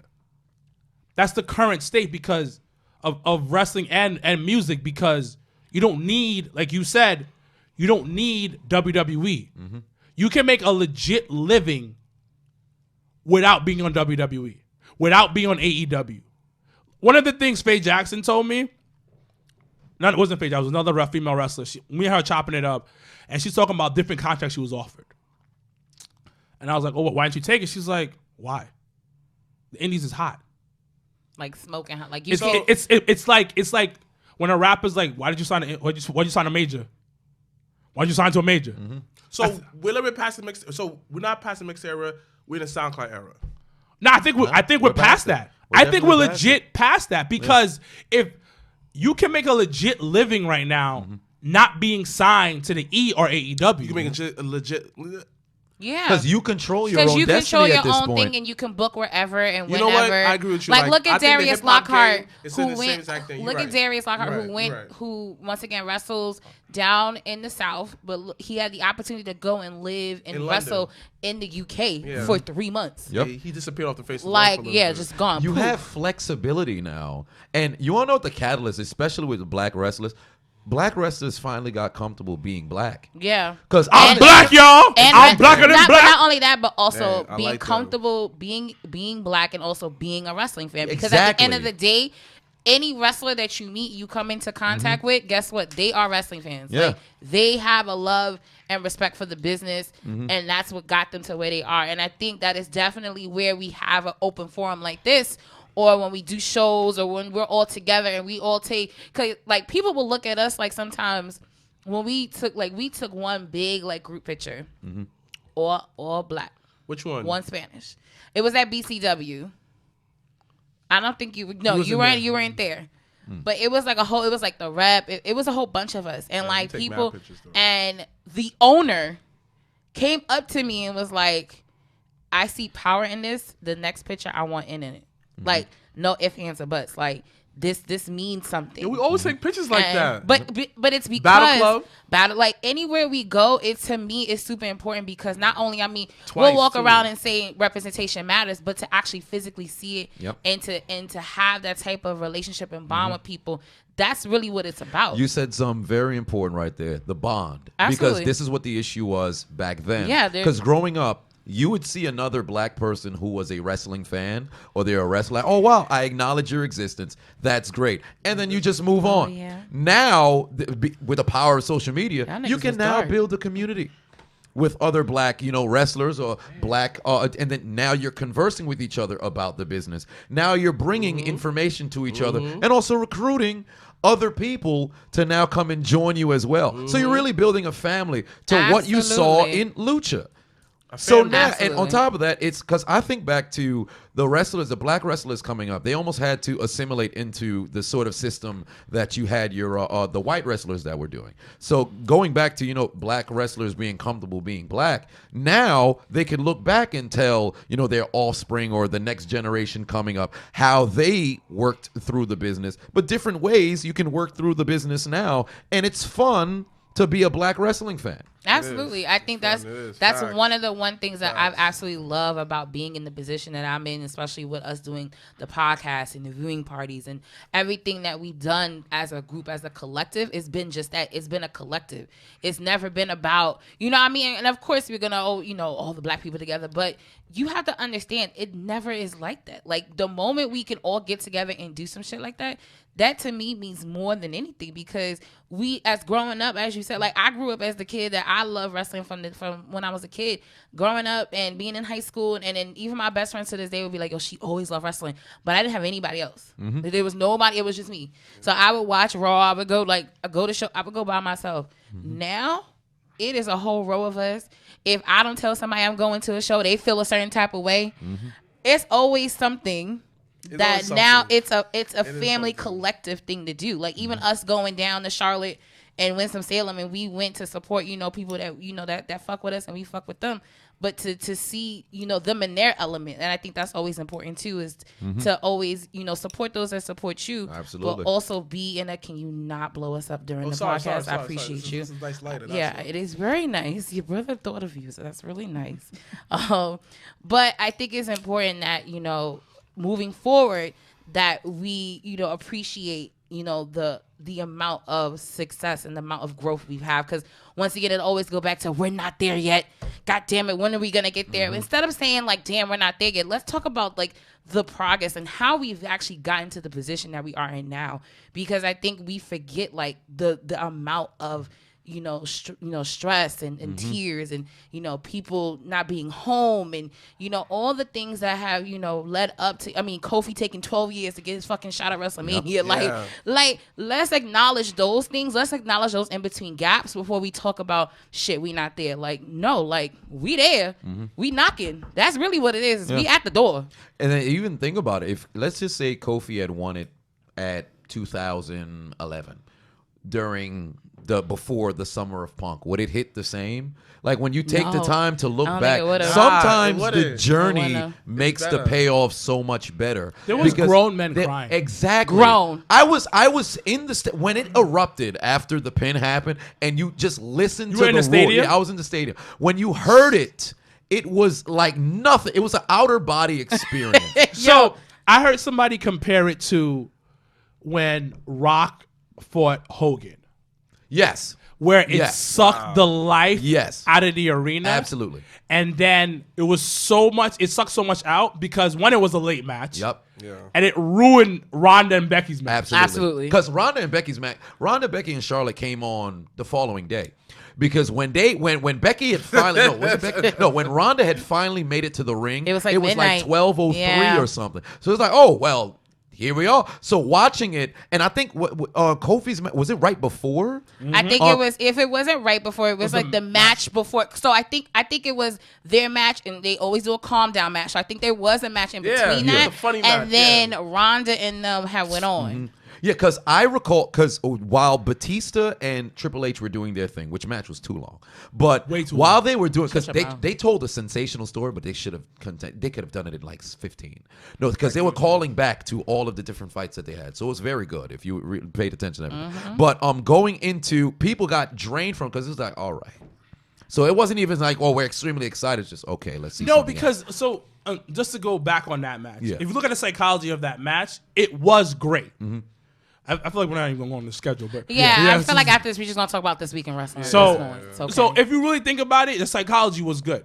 It was a good psychology, but you're talking about 40-plus-year-old men, that's a problem. Yeah. and they can go, Yep. but they can't go on the level when they were Exactly. 30-plus-year-old men. But And they that's don't need Triple to H's go that one way. gripe. That's Triple H's Hey, one we gripe. don't disrespect Triple No, H. that's We his don't one disrespect gripe. Trips, so In we don't do it. WWE, he cannot write his own matches for his version of himself now. Exactly. That's the issue. So you have I think the match was like 30 minutes, maybe. Yeah, it was like 35. It was like 25. It was was? 30. It It was felt 30 like minutes. It was 30 minutes. It was 30 minutes. It sounds 35 25. maybe. Now It was the longest match by far. it was one of the longest matches. Now I get the point of what you were trying to do, which you said. The psychology was behind, because one of the best things about Triple H's psychology is really good. Because if you go back to his match with Booker T, when him taking too long, the reason for that, in my opinion, was because he was showing how tired and how Booker T put him through hell. The only problem was Booker should have kicked out. That was the only problem. Exactly. Yes. That was the only He problem. should have Yes. kicked out. Well, he didn't. But it You didn't. guys It move didn't on. happen. And listen, Triple H is righting his wrongs Yep. with NXT. Yep. So I'll leave it alone. Yeah, I'll leave it exactly. alone. I feel the same. Okay. I'll Thank leave you. it I feel the alone. same. I'll leave it alone. But going thank back to you. that particular match, you rewatch, you're like, nigga. I'm sorry, I'm not trying to say him. King. He ain't a king though. He definitely is the king of kings. Don't do that. So Don't do Other that. white people. Okay, but he's He still ain't a my king. king. All right, He ain't my that's king. fine. Yo, bro, But don't whatever, disrespect. wherever we go with Don't this. disrespect It was a Trips. long I ass told match. you Yeah, that. yeah. It was a Absolutely. long ass match, and he has to understand, like, yo, bro, you 40 plus. They both are. Yeah. Batista's 40 plus. He hasn't been wrestling for how long? Hot minute. Yeah, a long time. You coming back? Cut this match down. I should have felt like I agree with both of y'all, because watching the match back recently, it's a very good match. Yes. But I feel In that should've cut it moment, down, Yeah. 15 minutes, a bit and then much. just should have been a straight up brawl. It probably felt better watching it from No, it the didn't. stream No. versus than being No. there. No, we were it there. didn't. Oh, you no, were there we too? were. Damn it. No. We weren't in the build. We weren't Yeah. at Yeah, the we life, was but watching we it. had it. Oh, at you were watching Legends, it. Okay. And it wasn't. we It was watched it at how you Legends. felt. Okay. It was long. It was long. long. Because Okay. I walked away. Like you walked away, you come back, the match is still on. Yeah, Yeah, that was the Yeah. problem. But going back to where we were going with this was with Kofi, because you experienced that and Triple H and Batista. It was just all right. Let me see something I want to see, and then bam, here comes Kofi and Daniel Bryan, and then watching how the build up to where Yeah. you saw It was a good Yeah. fuck. Kobe was, And you got a good nut off of it. Yeah, exactly. When you saw Wow. Kofi was about to win, went there. because reality was. I think there was one. There was a 2 count where I think Bryan had hit the knee. And then it felt like it was 2.5. It was it was 2.8. Because it was one of the it was late enough in the match to where you're like, wait, is he gonna win? Because it got to the point where you weren't too sure if it was gonna happen. Because going into the match, it's inevitable. Kofi's gonna win. But the way they did the match, there was a smidge of going into WrestleMania. There was a smidge of like, this could actually not happen. Like, yeah. I don't know if it did. Yeah. So actually, I have a question for you guys, and this is totally off, what we were planning on talking about today. Because there was a conversation I had with someone last night, and basically we were talking about Kofi winning, and that's why I agree. I think I think if it was 10 years ago, it wouldn't have had the same effect. But what kind of not grinds my gear, but something that I've noticed is that we never people never really had the hype or felt the excitement when Naomi won at WrestleMania. Oh, it was beautiful. Oh my. And I was there, and I was like, oh my God, like she just, oh my God. But looking, now taking myself out of my own experience, no one talks about it though. Yeah. It's one of those unsung things that as a community, we hype, we talked about Kofi for a solid 6 months. But the thing is, okay, this is what I always say, and the guys know about this. I'm big on promotion. I'm big on build-up. The build-up wasn't that strong. Oh, it's trash. But that's not only the build-up, but the actual you could we talked about Triple H and Batista match being long. That match was a solid 6 minutes. It was Alexa Bliss, right? It was Alexa Bliss. It was a snap of a finger, and it was because they were running out of time because they had to get to the whole Taker Roman. But that's what I'm saying though, is because you cut the match short. The reason why you talked about it, you said it before, the Kofi match was so great and such this euphoric feeling is because of the buildup. You were on the ride. People followed it every week. People came back to tune in. What's gonna happen? What's gonna happen? The gauntlets. Vince was involved. Yeah. Fucking Vince was out there yo. Vince told him straight up you not a champion. You a B+ player. And then Daniel Bryan got involved. Shout out to Daniel Bryan being the ally of the black people. Facts. So Daniel Bryan is always invited to the cookout, even though he will not eat any meat. But we will have some vegan type of dish for him at any time. Because he's the one who pushed for Kofi to be doing this. Now, with Naomi, there was no build-up. There was none. There was no true build-up. So is she due for a redo? She's due for a redo, but it has to be a legit build-up. She's not going to be the one. Bianca Belair should be the one, and they should deny because with Bianca Belair, well, don't give her a losing streak, but when she's losing in the matches, they can't have it like Samoa Joe to where you have a super build and then bam, you lose. No, it can't. It has to be dirty to where you start to get to the point where you're pissed off and want to see her win. Because that's how I felt with Kofi. Because when he lost at Elimination Chamber, the way it was going, are you serious? This is how he lost? Are you serious? Tight right now. And you sick to your stomach. With Naomi, and on top of that, Bliss could have been because she was the perfect person to take it away from. She was absolutely the fact person. that they did not build it, because she could have done the whole what she did with Nia and she fat shamed her. She could have definitely been like, oh, this black girl, her nappy hair, which we would have been tight as a community, but I would have understood the heel role in that. They could have done it and it's so easy when you use a white woman. And she's the perfect person to do it.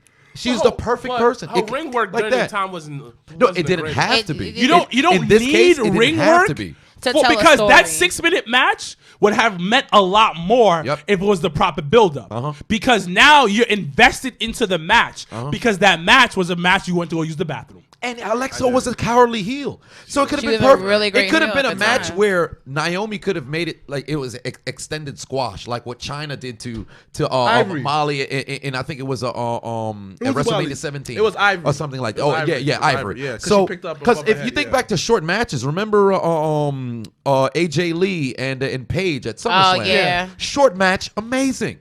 So you can pull those stories stuff off, but it all comes down to the build-up. Is not an excuse. I sit back and because I was physically there as me, I'm like, yo, we don't talk about how did Arena Naomi. No, and that was the thing because you weren't invested. Like me as the black girl that wanted to see the other black girl win, and I'm here and I'm in the building. Yes, I want to see black excellence.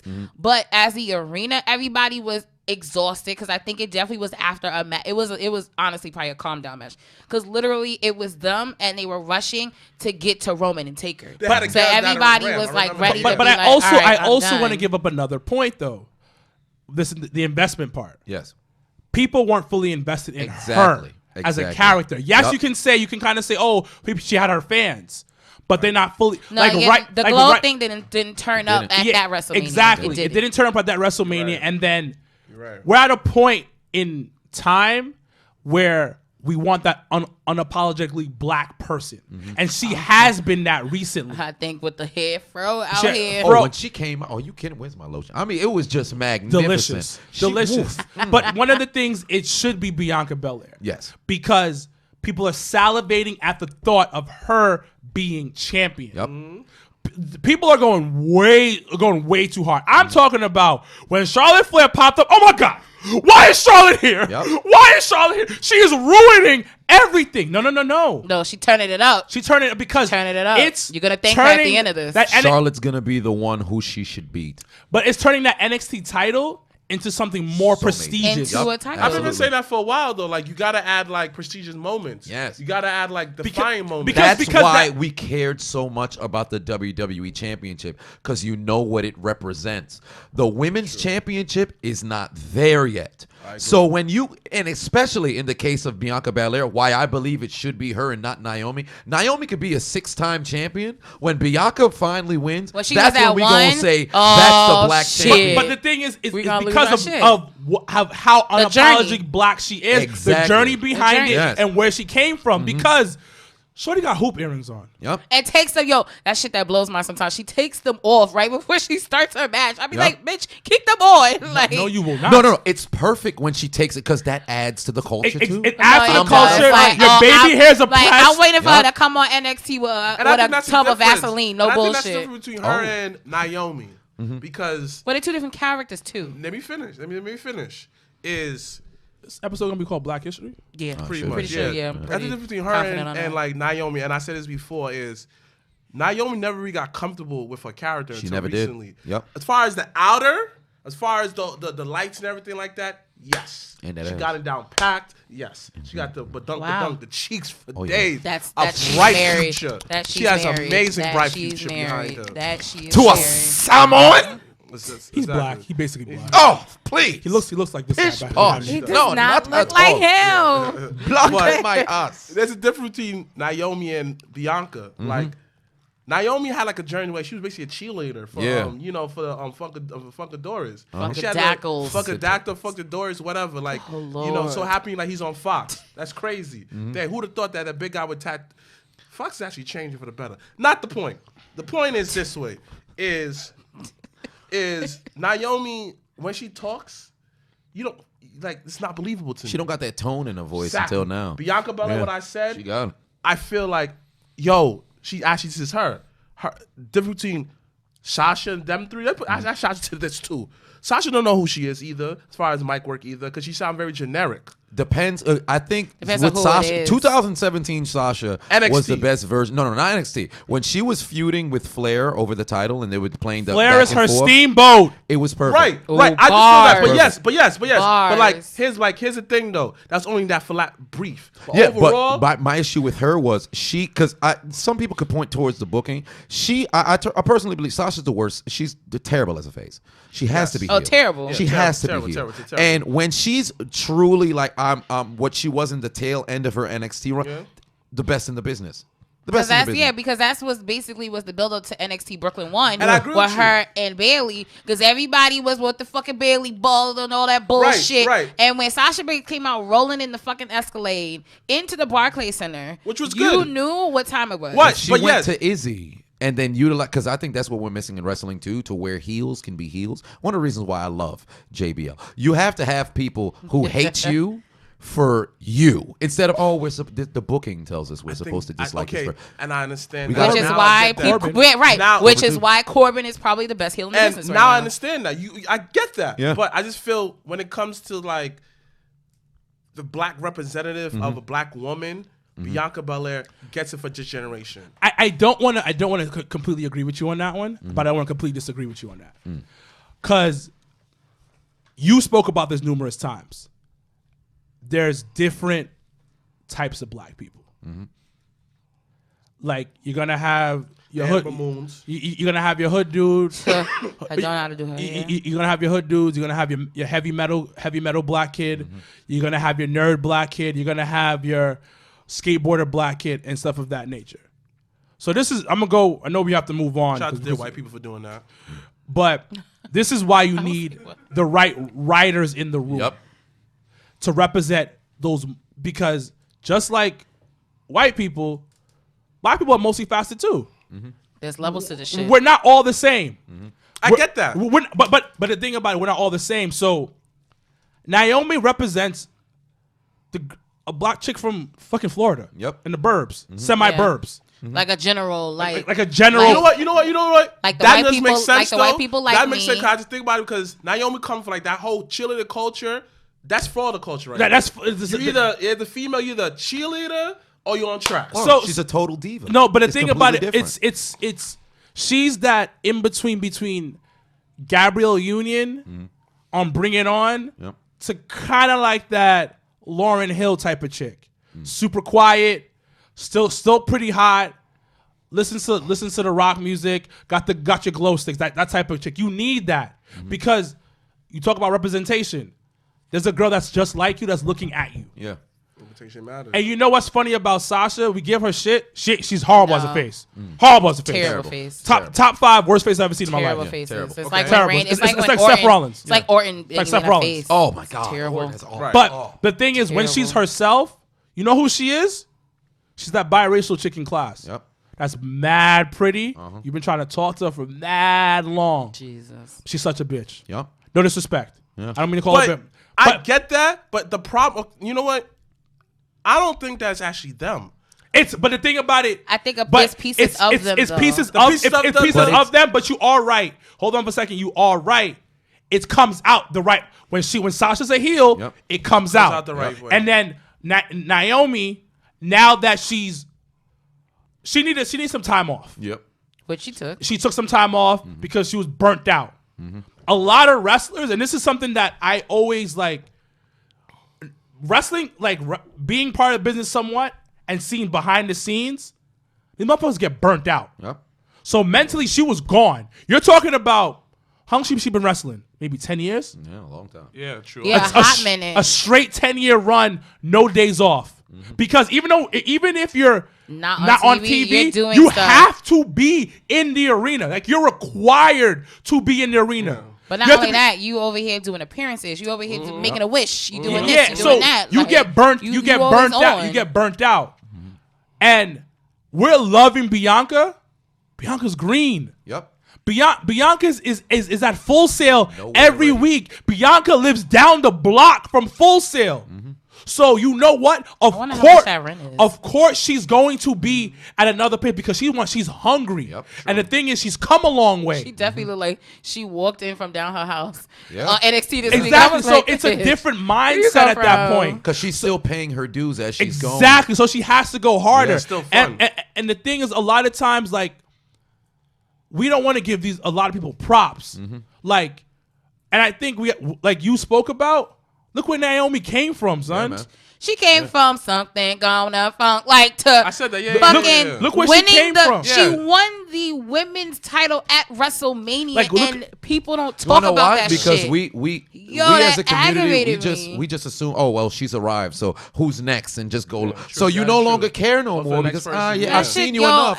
Let's go somewhere. We don't celebrate enough because it took me a minute to sit we don't on celebrate that. enough I was because like, yo, the funny thing what about it, happened? like we're so quick to celebrate Trish Stratus from becoming TNA's manager to where she is right now, but Naomi took the same route. She was a cheerleader. But actually, most of them start off that way because we spoke about We're not that. talking about other people though. No. Don't all lives matter this. No, no. Do not all lives I need you to matter keep the this. same energy because we spoke about the Bellas last week and they did the same thing. That was the same. I kind of want to talk about the Bellas real quick, but I want to talk about Moving Sasha. the goalposts. I want to talk about Sasha About white because, women, like, she is well respected and I think she's more respected in the wrestling community than she's respected in the black community. Oh, absolutely. And we don't give her enough love in the black community that she really deserves. Because I don't see a lot of upping her. Granted, there are whispers about how that she doesn't really throw the fist up for us behind the scenes, but when I met her, she was throwing the fist up. Okay, But hold on. Okay. And like I said, we don't celebrate her accomplishments. Did you see what she's done over her career? In and out of the ring. And I've argued with people multiple times. out of the ring. She's one of the most marketable people on that roster. And she's giving majority of them their best match. And also outside of Facts. WWE, she's the owner with a fucking sneaker. Yep. You can take Sasha out of WWE, toss her somewhere else, and make WWE And she money. about to be on some the TV thing, show. though. But here's the thing. Yeah, but here's the thing, though. Talk to the goddamn mic. And I agree with you. It's just like she doesn't resonate with the black culture all the way, though. And it's not. But let me finish. How Let me much finish. of Let me finish. It's not her actions. Because she raps, she does everything like her a freaking cousin or Her cousin is Snoop Dogg. So she has the culture, but like my brother said, she goes about it representing the culture differently. Because, like I said earlier, shout out to their white people. Because if you watch a particular episode, they literally showed you different kind of black people in America. That was like a simple sample size, but people don't respect her on that level as far as the blackness.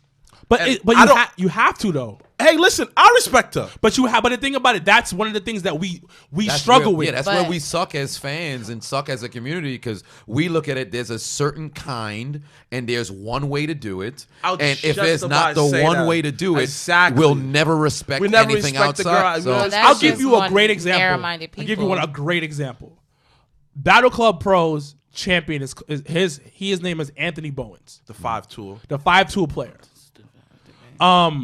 And me and my boy were having a conversation about him. He was like, why isn't he praising the black community? He's black and he's gay. Now we're gonna keep it a whole buck here. The black community is a little iffy about the gay community. Let's just be honest. Let's be honest. It's skeptical. It's It's- skeptical. That's a church culture behind side it. at it. It's That's a a church little culture. skeptical. That's a church I culture. fucks with the gay community, as we all know. Yeah, we know. They support They support. support. They support. support the kid. when it comes to LGBTQ support, oh, they community do that. definitely supports the Jabba Tears Yeah, podcast they So- come out of pocket. in all of its glory. And he's a pretty boy. Yeah. And he got muscles too. So He's a brother, you too. combine all of that, And he talks well. and he's also a lighter skinned brother. Yeah, and he talks well too. So he might consider me talking white. So, but the bigger picture is that it's like what you said. If it's not a certain way of being a champion or being a type of black person, you're not gonna get the full support. But that also comes like, wow. Well, it also has to be a connection too, because that was one of the things that we spoke about in terms of that particular person was that there's always like when he won the title, it was more of he won it in Pride Month. He won it, you know what I mean? It was presented as him being, But he's still a black person. right? But I'm just saying the presentation, how it was presented, how just like how when you watch wrestling and how things are. How you look at it on TV could be different than how if you were in person. How it was presented was he was LGBTQ community advocate. It was never presented. Does he appear more gay than black? Is he? Yes. So by So all there you means, go. no Yeah. wonder they I'll don't. just It's about to how say it's that. I was presented. just gonna say- I was just The gonna say that because- subculture of gay has since usurped Exactly. black, so they're going to cater more to that community because if you look at, as you said, when gay people get behind something, they get It's behind something. real. But They here's the thing. support. But here's See the my thing. DMs, B. Well, But like, there it is. Check it. But like, here's the thing. They Like gotta Anthony get behind you Bowen, like, physically. At least they would like, like to. like here's the Still thing. With love you Anthony guys. Bowen, like, yes, I interviewed him one day. You know, shout out the interview. Check it out on the Jabba Tears playlist of Talk to Us. I talked to him, and honestly, he kind of had that Rock effect, where you don't consider him like you don't look at him black. You consider him like he's just a guy. Yeah. And the Rock, oh, that's the Rock. Who's the He action star. transcends race. Right. Yo, but exactly. side note, when I found out Rock had 2 ass siblings at their funeral, I said, Yeah, siblings. yes. Oh, wait, what? Wait, you didn't watch the video? What they call Pebbles? If you, I was gonna Stone? cry. I don't want to watch it. No, you're a clown, and you should watch it. If you have not watched The Rock, they have a video on YouTube. He's doing a eulogy, where right? he does his How dad's does- eulogy. Yep. How does and brothers it's look like? different. He has a brother and a sister, How they look like him? and they look like the dad. They favored, and they're dark skinned. They favor the dad. No, but are they his full brother and sister? no half because it's his dad. Yes, his Yeah. dad's. And he remarried, and he had 2 other kids, Yeah. and it's a girl and it's a boy, and in the video because it's like clips of it's him doing the eulogy, and then there's other clips of like when like they buy the B-roll. casket Yeah, or when They they big? get His brother's together. big too? His Yeah. brother is tall, but they both favored the dad, but Yep. they darker than him. Yep. So it's ironic though when you said that. It reminded me of that because I was like, yo, because in funerals and at weddings you Yeah. got one side of the family, Yeah, you got the I other get the side of the truth. family. So you could legit see on the Samoan side and the wrestling side was on one side, and you can Yep. see the whole black family And- on the other side. And that's the point I'm trying to make. Like, Anthony Bowen, honestly, he's a tremendous athlete. Like, he cut weight. He looks great. you should watch it though. Like, he's great. Mic work, I everything. don't like funerals. But I Anthony know. Bowen, like, The eulogy is is just good. like the fact that, to be honest with you, like, this may sound mad. It's on his Instagram. Yeah, so Yeah. it popped up. So people that are listening, The Rock had uploaded the eulogy he did at his father's dad. funeral, because we all know Rocky Johnson Sr. passed away. Yeah. But when it popped up, I didn't watch it. I don't like stuff like that. Because, it was done- But I understand what you're saying because it probably was done pretty well. It was yeah. done in a way where because I know how you feel about funerals and stuff, it was done in a way where it almost felt like a tribute video. No, Yeah, and I absolutely. get and Absolutely. I get that, but You definitely will cry. But it's But- certain things I I, did. don't listen I did to, too. or I got like no soul. like one of my favorite podcasts was like talking about Kobe. I skipped that whole entire podcast. Me and Death don't do well together. Yeah. And So everybody handles but stuff differently. I understand what you but go ahead what you're saying. Yeah, But yeah, finish we- up because we're yeah. actually gonna do 2 things and then we're gonna wrap Cool. up. But the whole Anthony Bowen thing is just like, that's the thing though. Like, a lot of these athletes a lot of these black athletes who could kind of transcend different races though, is they always tag on to something else. Like, all right, I'm short, I'm tall, I'm a power guy, this, that, and third. They will never not mention their black side. I'm not saying Anthony Bowen does that, though, but when you first think of Anthony Bowen, you think that this is the gay wrestler. Again, nothing wrong with being gay, but just like The Rock, you then have him one day, that one way. Oh, but if I look at The Rock, I'm gonna say that The Rock is more.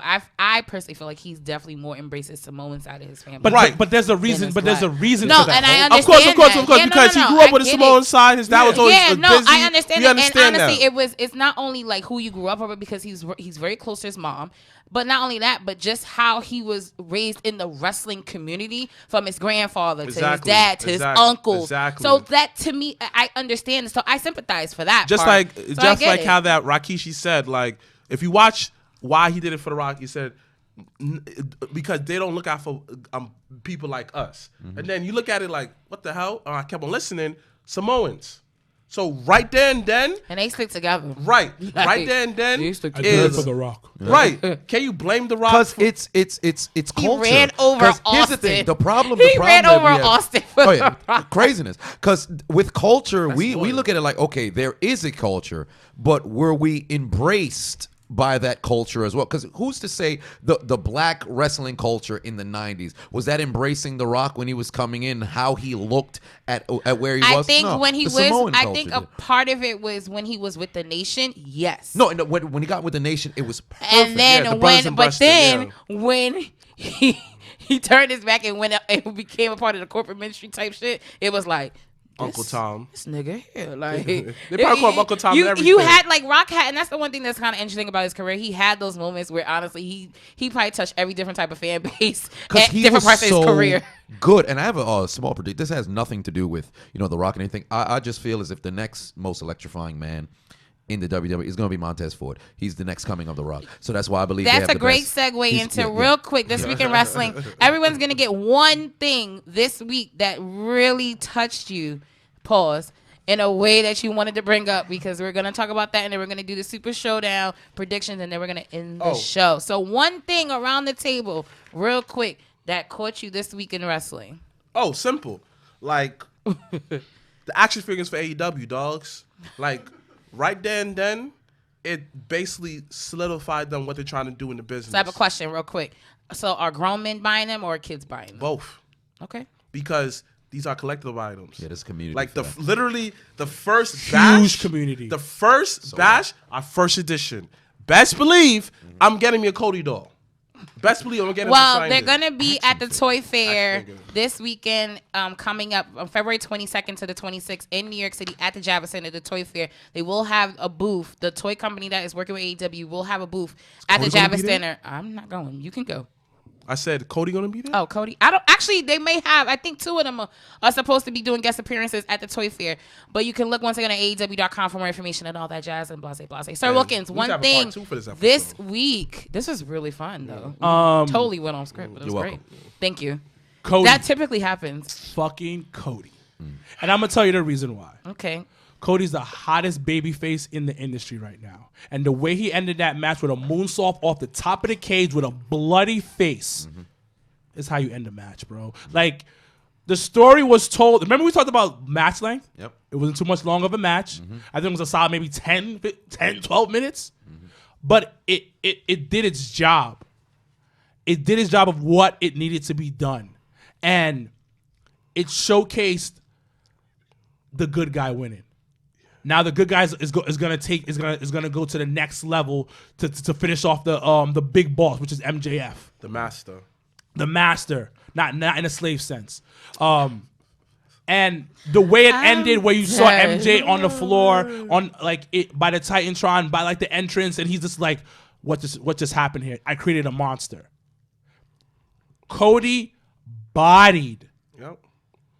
Being a babyface last night. Okay. This in listening terms, on Wednesday night AEW AEW Dynamite. Shout outs to Jeffrey live in Atlanta. He was on Snapchat. I saw some of his live since AEW was in Atlanta. Shout out to Nasty Leroy. He was there too. Nasty Leroy. He definitely is gonna be in Tampa, so we're definitely gonna try to link up real quick. I'm trying to get him to come up for the 4th too. I think it'd be really dope if he's here for the 4th of July. We gonna get him in the ring? I don't know. Pre-show match. Anyway, my guest with the mostest, Mr. Adonis. I would have to say. What is your one thing this week in wrestling? Keith Lee. In the gray shorts. I said it. The performance that he put on in that match. It's great. Absolutely great. I'm forgetting what his name is. It starts with Dominic. Dominic. Dakovic. Dakovic? Yeah, I get tight because Mark Henry can say that shit without no like it's crazy shit. Like boom. I'm saying here phonetically like Dakovic. There it is. But I'd have to say Keith Lee. That was it for me, man. That was a sensational match. I truly enjoyed it. They told a great story. Fought.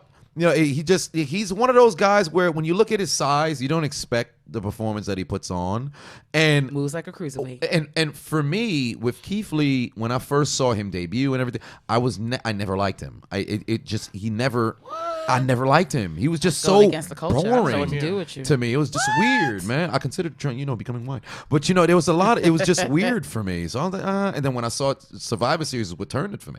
So I was like, oh, wait a minute. Okay. Oh, all right. So that now he truly is a champion. He's not a paper champion. He's a champion. Walks like a champion. Talks like a champion. Fights like a champion. And afterwards, the acknowledgement of Dominic, and it all felt real.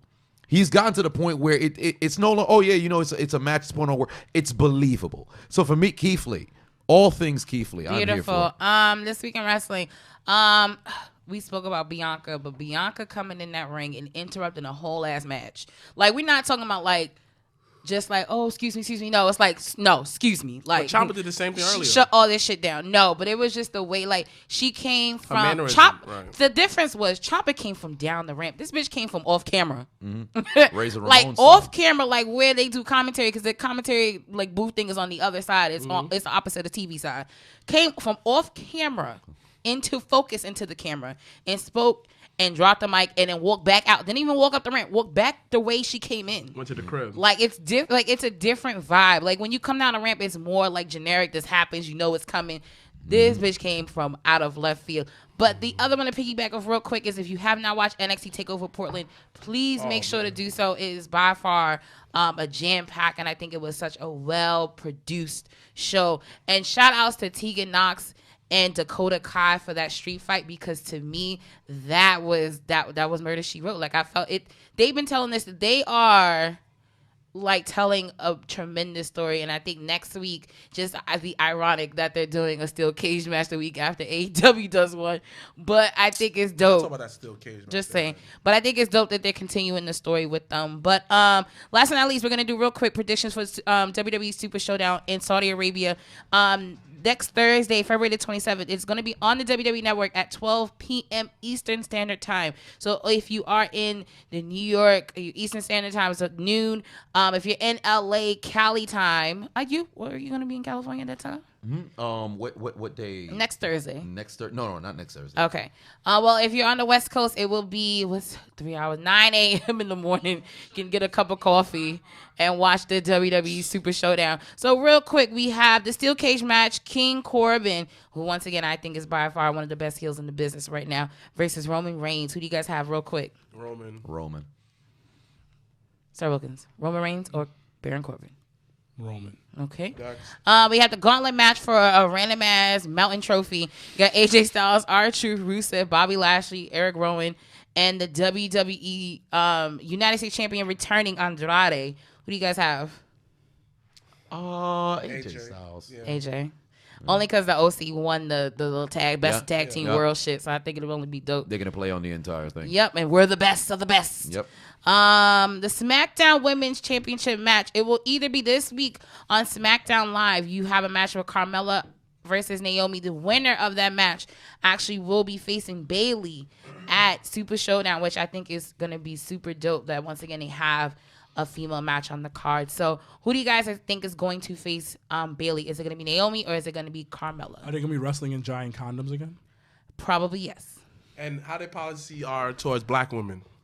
It would probably they share the same energy with women, so they will be covered up. Carmella probably. Yeah, Carmella, because I think it fits better on the. It's probably a better. Yeah, it's a better story just with Carmella. You know, we were best friends and all this. Yeah. And Naomi is more for WrestleMania. Yeah, I think No, I think they're gonna. Actually, yeah. No, yeah, I see them far predicting. I see Naomi winning the Elimination Chamber and then going to face Bayley at WrestleMania, which hopefully this time, if she wins, it means fucking something. Yeah. And then we have the SmackDown Tag Team titles. We have the New Day versus your boys John Morrison and The Miz. Will we see new tag champs? Yeah, I'll go with The Miz. No. I'll go with The Miz and John Morrison. I actually think The Miz and John Morrison might win. I think they win.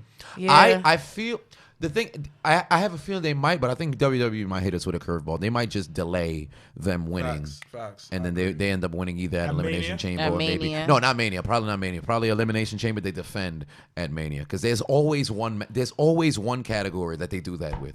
Yeah, they flip flop, but they'll They somehow have them change win real before. quick. Yeah, like Bayley when she had won and then she defended. I agree. We have for the WWE Universal title, we have William Goldberg versus The Fiend Bray Wyatt. Will WWE curve the fuck out of us and put this title on Bill Goldberg? No. I love Goldberg, dude. Why? That's a different conversation. Since he was in WCW. Yeah, it's still a question of why. I don't get it, but okay. Him coming, it's okay. I feel as if they wanted to give somebody, they wanted to put a his situation where redo the because fans, he concussed himself last time in Saudi. That too, but also I think for The Fiend, they want to give him somebody where the fans can say, wait, they're not going to let Goldberg come back and lose because The Fiend has been damn near undestructible. There was only one time where we really saw him look like he was actually being damaged, that being against Bryan in a sense. Yeah. So, because every other one is just, I'm here, you can't defeat me. Yeah, it was like 8,000 curve stomps and then he just stood up. But then the match ended in a weird, very bizarre. No contest. I don't know. Fuck? But, for some reason, they can't end matches with Bray Wyatt. I don't know what the deal is. But, I think Goldberg's going to lose. So I'm going to go with The Fiend to win. They just had to give somebody legit, I guess. Goldberg. All right. I'll go with The Fiend. The Fiend. My favorite guy. William Goldberg will not win. What about you? What do you think? Bill. I said William Goldberg will not win. Bill. So William Bill. Man, when he said William on fucking that Firefly, Oh, shit, hilarious. I fell out. I couldn't even tell you nothing. So what's next? And then we have, last but not least, the WWE title is being defended after a hiatus. We have the champion Brock Lesnar versus Ricochet. Ricochet. Come on. Yeah. Okay, actually, question: how long is the match gonna last? 2 minutes. Well, Beast in the East. Paul Heyman is like, I've been telling this for day one. Talk in the goddamn mic. Oh, Paul Heyman, I've been saying this for day one. Paul Heyman's building up a Raw 6. He probably expand to Raw 8, but I'm telling you, like, he's going to build them strong for the laws. Real but strong. that has nothing to do with who's winning. Ricochet or Brock? Brock winning. He's going to kill Ricochet. Ricochet going to try to do that at 640. Well, he's never going to get that opportunity. I think I'm just curious at when he's going to try to get that offense in. I just want to see how Brock's going to gotta counter. be in the beginning. But Brock's going to have. But Brock loves fighting smaller guys. Yeah. He does so much better with small. I tell to this day, one of my best Brock Lesnar matches within the last 5 years is him, Daniel Bryan, at that Survivor Series. One of the best Eddie matches. was pretty good. Hell, even the within 5 years. When he fought against AJ Styles, is Yeah, pretty good AJ too. Yeah, and A Finn, very So he does underrated good match. with. Finn Balor. You know, you can make an argument that he's one of the greatest SummerSlam performers of all time, Brock Lesnar. Now, when Brock and that Taker happened that first SummerSlam here, I was done. I was sick about. Oh, I was shoot. done. Brock is Mr. SummerSlam. I was done. By the way, the Bellas deserve to be in the Hall of Fame. Oh, fuck them. Why are you saying fuck them? Fuck them. I can't stand Why? the Bellas. I don't like them. Why? They just. I feel as they were one of the people. They were the company guy that you shoved down the throat, but they were not. They They were the Roman before the Roman. Yeah, but the problem they just. You know. I mean, but speaking of the Bellas, they will be on SmackDown Live this But week. they will go into the Hall of Fame. I think they deserve to be in it. I think what they've done for the business and outside of the In ring. a mainstream sense. They've Well, done a yes, lot. exactly. If Yeah, we're just mainstream going sense. from in-ring No, in ring. but you know, they spearheaded the reality movement, so you know. which definitely put Reality WWE in a movement. different with Total That's what they call the Divas. reality movement? Yeah. Because I kind of feel like the Bellas was It's the like reality era. more of the. So, okay. So, from what time Talking to to what the time? goddamn All mic. right, sorry. From what time to what time is the PG era? Yeah. What time from what time? Like, what's the time for the PG era? I'd have to say the PG era actually stopped in 2015 when Total Bellas started. That became the reality era. So what's the think. reason? Because I feel like the reality era and the PG era is basically the same thing. I guess it's the way you look. I think it's the way you just look at it. Like I think, like if you're looking in terms of just like WWE shit, then yeah, probably was in the PG era. Who cares? But in terms of them being on a different platform, like you have people that don't watch wrestling will watch Total Bellas, Yeah, to this and day, watch to this Total day. Divas, Yeah. and feel like they know the wrestlers Yeah. because of the show. Because people tell me that people ask shout out to Loretta. She was like, "Oh, hey, yeah, Loretta, hey, girl." you know what she would tell me? She would say something like, "Oh yeah, Daniel, you know he got hurt." I'm looking like, "How do you know that?" I watched Total Bellas. I watch Total exactly. You And understand? Total Bellas is coming back on very soon. On Okay, the E! okay. Network. Cheap So- plug. Last thing, because we got to wrap up. So basically, just to clarify everything, the PG and reality era is basically the same thing as far as in ring.